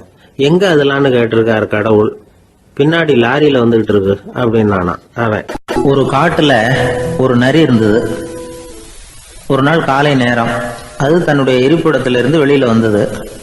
கொஞ்ச தூரம் நடந்து வந்தது. அப்பதான் அது தன்னோட நிழலை கவனிச்சு பார்த்தா அது ரொம்ப நீளமா பெருசா இருக்குது. காலை நேரத்துல நிழல் அப்படித்தானே இருக்கும். ஆனா அந்த நரிக்கு அந்த விஷயம் தெரியல. தன்னுடைய நீண்ட பெரிய நிழலை பார்த்து ஆச்சரியப்பட்டது. ஆஹா, நாம இவ்வளவு பெருசாவா இருக்கிறோம் அப்படின்னா என்னுடைய காலை சாப்பாட்டுக்கு ஒரு யானை இல்லைன்னா ஒரு ஒட்டகம் கிடைச்சாதான் சரியா இருக்கும் போல இருக்கு அப்படின்னு முடிவு பண்ணிக்கிட்டது. உடனே ஒரு யானை அல்லது ஒட்டகத்தை தேடி அலைஞ்சது, எங்க கிடைக்கும்னு. கிடைக்கவே இல்லை. மத்தியானம் 12 மணி ஆயிட்டுது. பசியோட அலையுது. இப்ப தன்னோட நிழலை பார்த்தது. அது மத்தியான நிழல் எப்படி இருக்கும், அது ரொம்பவும் குறுகி போய் தெரிஞ்சுது. உடனே அந்த நரி என்ன நினைச்சுக்கிட்டு தான் தெரியுமா, காலை ஆகாரம் சாப்பிடாததுனால நம்ம உடம்பு இப்படி அழிச்சு போட்டுதே அப்படின்னு நினைச்சுக்கிட்டு தான். கொஞ்ச நேரம் கழிச்சு மறுபடியும் தன்னுடைய நிழலை பார்க்குது. அது இன்னமும் குறுகி போய் காலடியிலேயே வந்துட்டுது. அதுக்கு பயமா போயிடுது. ஐயோ, இன்னும் கொஞ்ச நேரத்துல நாம இறந்துருவோம் போல இருக்க. இப்ப என்ன செய்யறது? இந்த சமயத்துல ஒரு எறும்பு கிடைச்சா கூட போதும், அதை நம்ம காலை ஆகாரமா நினைச்சு சாப்பிட்டுள்ளாமே அப்படின்னு நினைச்சுதான். நம்முடைய நிழல் கூட நம்மள மாதிரியே தான் அடிக்கடி மாறிக்கிட்டே தான் இருக்குது. அது எப்பவும் ஒரே மாதிரி இருக்கிறது இல்ல. மனிதனுக்கு ஏற்படுகிற தன்முனைப்பு இருக்கு பாருங்க, ஈகோ, அது கூட ஒரு நிழல் மாதிரி தானா. அப்படி நினைக்க ஆரம்பிச்சுட்டா அதனால ஏதும் பிரச்சனை வராதான். தன்முனைப்பை நிழல் போலவே ஏற்றுக்கொள்ளுங்கள் அப்படிங்கிறது பெரியவங்க கருத்து. ஒரு காரியத்தை வெற்றிகரமா நல்ல விதமா செஞ்சு முடிக்கிறோம்னு வச்சுக்கோங்க. அந்த சமயத்துல ஒரு வித நுட்பமான தற்பெருமை நமக்குள்ள உண்டாகுது. இது இயற்கையானது, அதனால இது மேல பற்று வைக்கக்கூடாது. அப்படி வைக்க ஆரம்பிச்சுட்டா அந்த தற்பெருமை ஒரு நிரந்தர விருந்தாளியா நம்ம கிட்ட தங்கிக்கும். நம்ம நிழல் எப்படின்னு பாருங்க, நாம நடக்கும் பொழுது நம்ம பின்னாடியே வரும். தன்முனைப்பையும் அப்படியே நினைச்சுக்குங்க. நிழல் யாருக்கும் எந்த பிரச்சனையையும் உண்டாக்குறது இல்லை. ஆனா அந்த நிழலை கண்டே நாம பயப்பட ஆரம்பிச்சுட்டா நாம எதுலையும் வெற்றி காண முடியாது. நிழலோட சண்டை போடக்கூடாது. அது மாதிரி தன்முனைப்போடவும் நாம சண்டை போட வேண்டியதில்லை. இல்லாத ஒன்றோடு சண்டை போடுறது எப்படின்னா, அது இருட்டோட சண்டை போடுறது மாதிரி. நாம நிழல் கிடையாது, நம்ம கிட்ட இருக்கிற தன்முனைப்பு ஒரு நிழல். நம்ம நிழலையும் நமக்கு சமமா பாக்குறோம் பாருங்க, அங்கதான் சிக்கலே ஆரம்பம். இப்போ நாம நடந்து போய்கிட்டு இருக்கிறோம். நம்ம நிழல் தரையில விழுது. யாரோ ஒருத்தர் நம்ம நிழல் மேல காலை வச்சு நடந்து போறார். உடனே அவர்கிட்ட சண்டைக்கா போறோம், ஏண்டா என் நிழலை மிதிச்ச அப்படின்னு. நமக்கு தெரியும் அது நிழல் தாங்கிறது. அவர் உங்க மேல நடக்கல, உங்களுடைய நிழல் மேலதான் நடக்கிறார். அது மாதிரி உங்க தன்முனைப்பின் மேல யாராவது நடந்தா உங்களை அவமானப்படுத்துறதா நினைக்கிறீங்க. காரணம், நாமளும் நம்ம தன்முனைப்பும் ஒண்ணுங்கிற நினைப்பு தான் காரணம், மற்றபடி வேற ஒண்ணும் கிடையாது. நம்ம நிழல் மேல நடக்கிறவர் நம்மளை காயப்படுத்துறது இல்லை. தன்முனைப்பை வேண்டாத ஒன்னாவும் பார்க்க வேண்டியதில்லை. அது இயற்கை. நிழலை உங்க முன்னாடி வைக்க வேணாம், அது உங்க பின்னாடியே இருக்கட்டும். நிழலின் நிழலாகி விடாதீர்கள், நீங்கள் நீங்களாகவே இருங்கள். இதுதான் சான்றோர் சிந்தனை.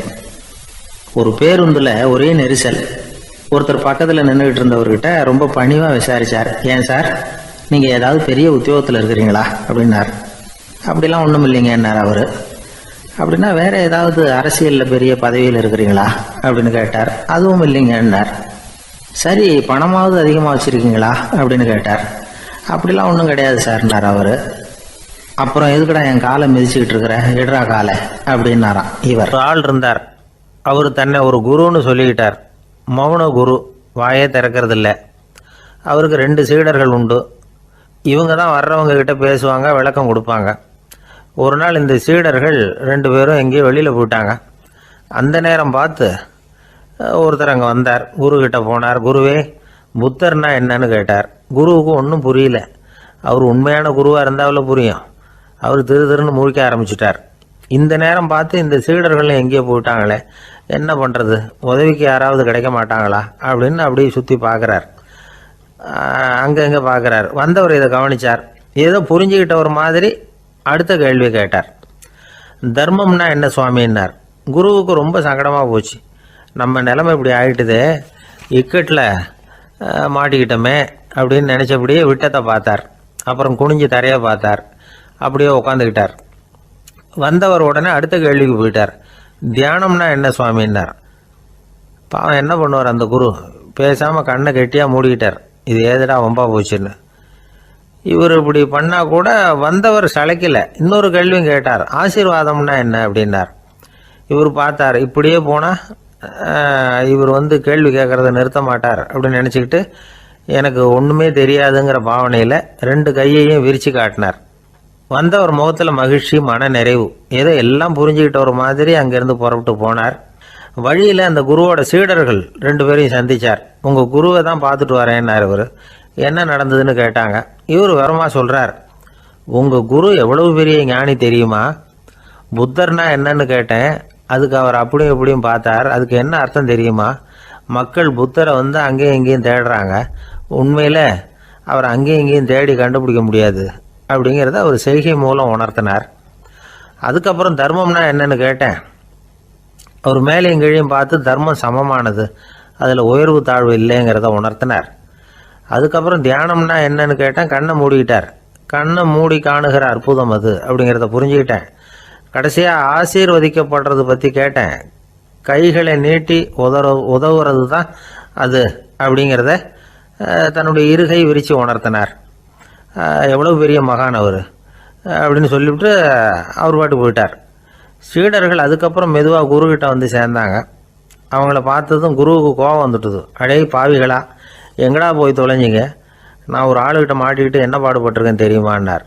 இது மாதிரி தான் நாம் சாதாரண மனிதர்களின் புற வேடங்களிலேயே மயங்கி போயிடுறோம். அவங்க பேச்சு, செய்கை, பார்வை இதிலெல்லாம் ஏதோ பெரிய தத்துவம் இருக்கிறதாக நினச்சிக்கிறோம். உண்மையிலேயே அந்த தத்துவங்கள் யாருக்கு சொந்தம்? அவங்களுக்கு இல்லை, நமக்கு தான் சொந்தம். நாம் தானே அதை கற்பிச்சுக்கிட்டோம். நம்மை நாம் அடையாளம் கண்டுக்கிறது இல்லை. நாம் யாருங்கிறது நமக்கு புரியறதில்ல. அதுதான் இன்றைக்கி நடக்கிறது. அதனால தான் அடுத்தவங்களை தேடி ஓடிக்கிட்டு இருக்கிறோம். சில வீடுகளில் கூட இது மாதிரி சைகைகள் உண்டு. சில குடும்ப தலைவர்கள் தினமும் காலையில் கண்ணை கெட்டியாக மூடிக்கிட்டு கை 2ஐயும் சுத்தமாக விரித்து வச்சுக்கிட்டே உட்காந்து தியானம் பண்ணுறது வழக்கம். எதுக்காக அப்படி பண்ணுறீங்கன்னு ஒருத்தரை பார்த்து கேட்டேன். இந்த மாதம் வாங்கின சம்பளம் பூரா தீர்ந்து போச்சு, இனிமேல் என் கையில் சுத்தமாக ஒன்றும் இல்லை, புதுசாக எதுவும் செலவு வச்சுடாதே அப்படிங்கிறத அப்படி உள்ளங்கை 2ஐயும் விரித்து காட்டி அவங்களுக்கு உணர்த்துறேன் அப்படின்னார். அசோக மன்னர் வந்துகிட்டு இருக்கார். அவருடைய ஆலோசகர்கள் எல்லாம் பக்கத்தில் வந்துகிட்டு இருக்கிறாங்க. அந்த சமயத்தில் எதிரில் ஒரு புத்த பிக்ஷு வர்றார். அசோகர் பார்க்குறார். ஓடி போய் அவர் காலில் விழுந்து வணங்குறார். அசோக மன்னரின் தலை அந்த புத்த துறவியின் பாதத்தில் பட்டுக்கிட்டு இருக்கு. பக்கத்தில் நின்றுகிட்டு இருந்த அமைச்சருக்கு இது ரொம்ப சங்கடமாக போச்சு. ரொம்ப வருத்தப்பட்டார். நம்ம அசோக சக்கரவர்த்தி எப்பேற்பட்டவர், அவரோட தலை ஒரு சன்னியாசியின் பாதத்தில் படுறதா அப்படின்னு நினைச்சு ரொம்ப கவலைப்பட்டார். அரண்மனைக்கு திரும்பினதும் அமைச்சர் மெதுவாக ஆரம்பிச்சார். அரசே, எனக்கு ரொம்ப வருத்தமா இருக்குது அப்படின்னார். எதுக்குன்னார் மன்னர். அசோக சக்கரவர்த்தியின் தலை, அதாவது அந்த சிரம் ரொம்ப மதிப்புமிக்க ஒன்று. அது ஒரு சன்னியாசியின் காலில் படலாமா அப்படின்னார். அசோகர் பதில் சொல்லல, சிரிச்சார், போயிட்டார். அதுக்கப்புறம் ஒரு சரியான சந்தர்ப்பத்துக்காக காத்துக்கிட்டு இருந்தார். ஒரு நாள் அமைச்சரை கூப்பிட்டார். எனக்கு 3 தலைகள் வேணும் அப்படின்னார். சொல்லுங்க, கொண்டுகிட்டு வரேன் அப்படின்னார் அமைச்சர்.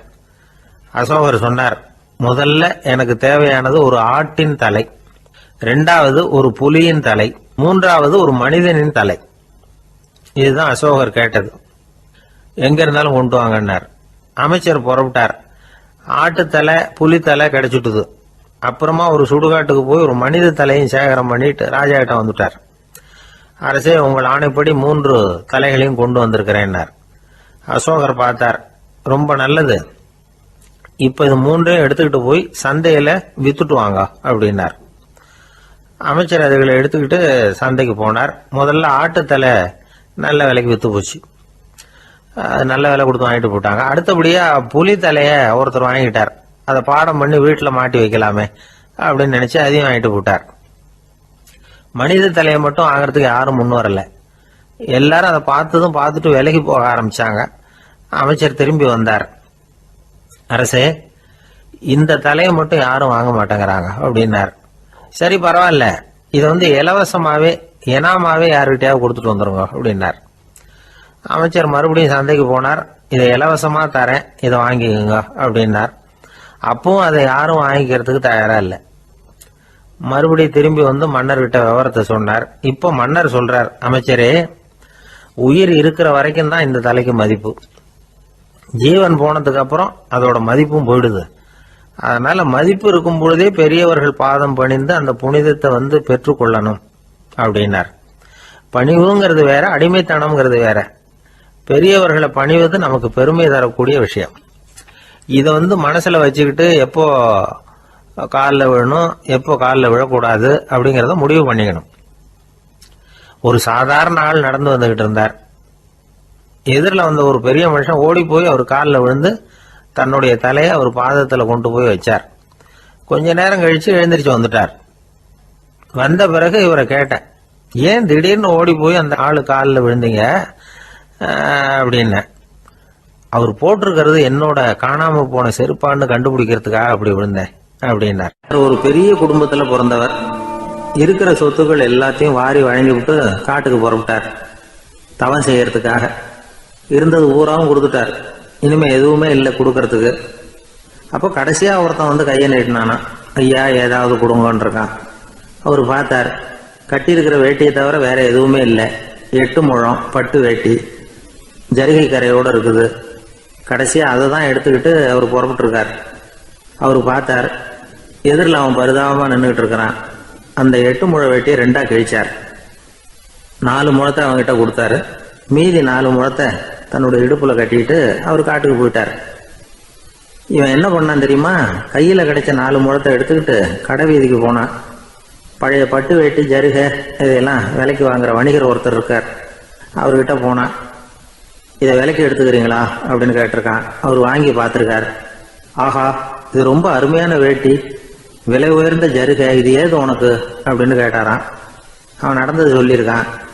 அப்படின்னா ஒன்று செய்ய, இந்த வேட்டியோட இன்னொரு பாதியையும் மெதுவாக வாங்கிட்டு வந்துரு, உனக்கு நிறைய பணம் தர்றேன் அப்படின்னாரான் அந்த வணிகர். இவன் கொஞ்சம் யோசனை பண்ணி பார்த்தான். கொஞ்சம் இருங்க, வந்துடுறேன் அப்படின்னு சொல்லிவிட்டு நேராக காட்டுக்கு போனான். அவர் எங்கே இருக்காருன்னு தேடி கண்டுபிடிச்சான். அவர் ஒரு இடத்துல தவக்கோலத்தில் இருக்கிறார். கட்டியிருந்த இடவேட்டியும் அவர் அறியாமல் நழுவி கீழே விழுந்து கிடக்குது. இவனுக்கு ரொம்ப வசதியாக போச்சு. அவரை கேட்க வேண்டிய அவசியமே இல்லை. மெதுவாக சத்தம் போடாமல் அடி மேலே அடி வச்சு நெருங்கினான்.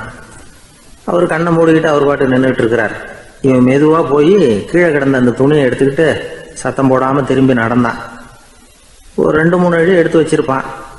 அப்படி ஓட ஆரம்பிக்கிற சமயத்தில் அவன் காலில் கீழே கிடந்த முள்ளு ஒன்று நறுக்குன்னு தச்சு விட்டுது. வலி தாங்க முடியாமல் அம்மான்னு கத்திருக்கான். இந்த சத்தத்தினால கண்ணை மூடி நின்றுகிட்டு இருந்த அவரோட தவம் கலைஞ்சது. மெல்ல கண்ணை திறந்து பார்க்குறார். தன் இடையில இருந்த வேட்டி அவன் கையில் இருக்கு. இப்போ அவர் நினைக்கிறார். என்ன நினைக்கிறாருன்னா, இந்த வேட்டி மீது நான் வைத்த ஆசையல்லவா அவனை திருடனாக ஆக்கி விட்டது அப்படின்னு நினைச்சாரான். இந்த வேட்டி மேல நாம வச்ச ஆசை அவனை திருடும்படி ஆக்கி விட்டதே அப்படின்னு நினைச்சாரான். இது எப்பேற்பட்ட மன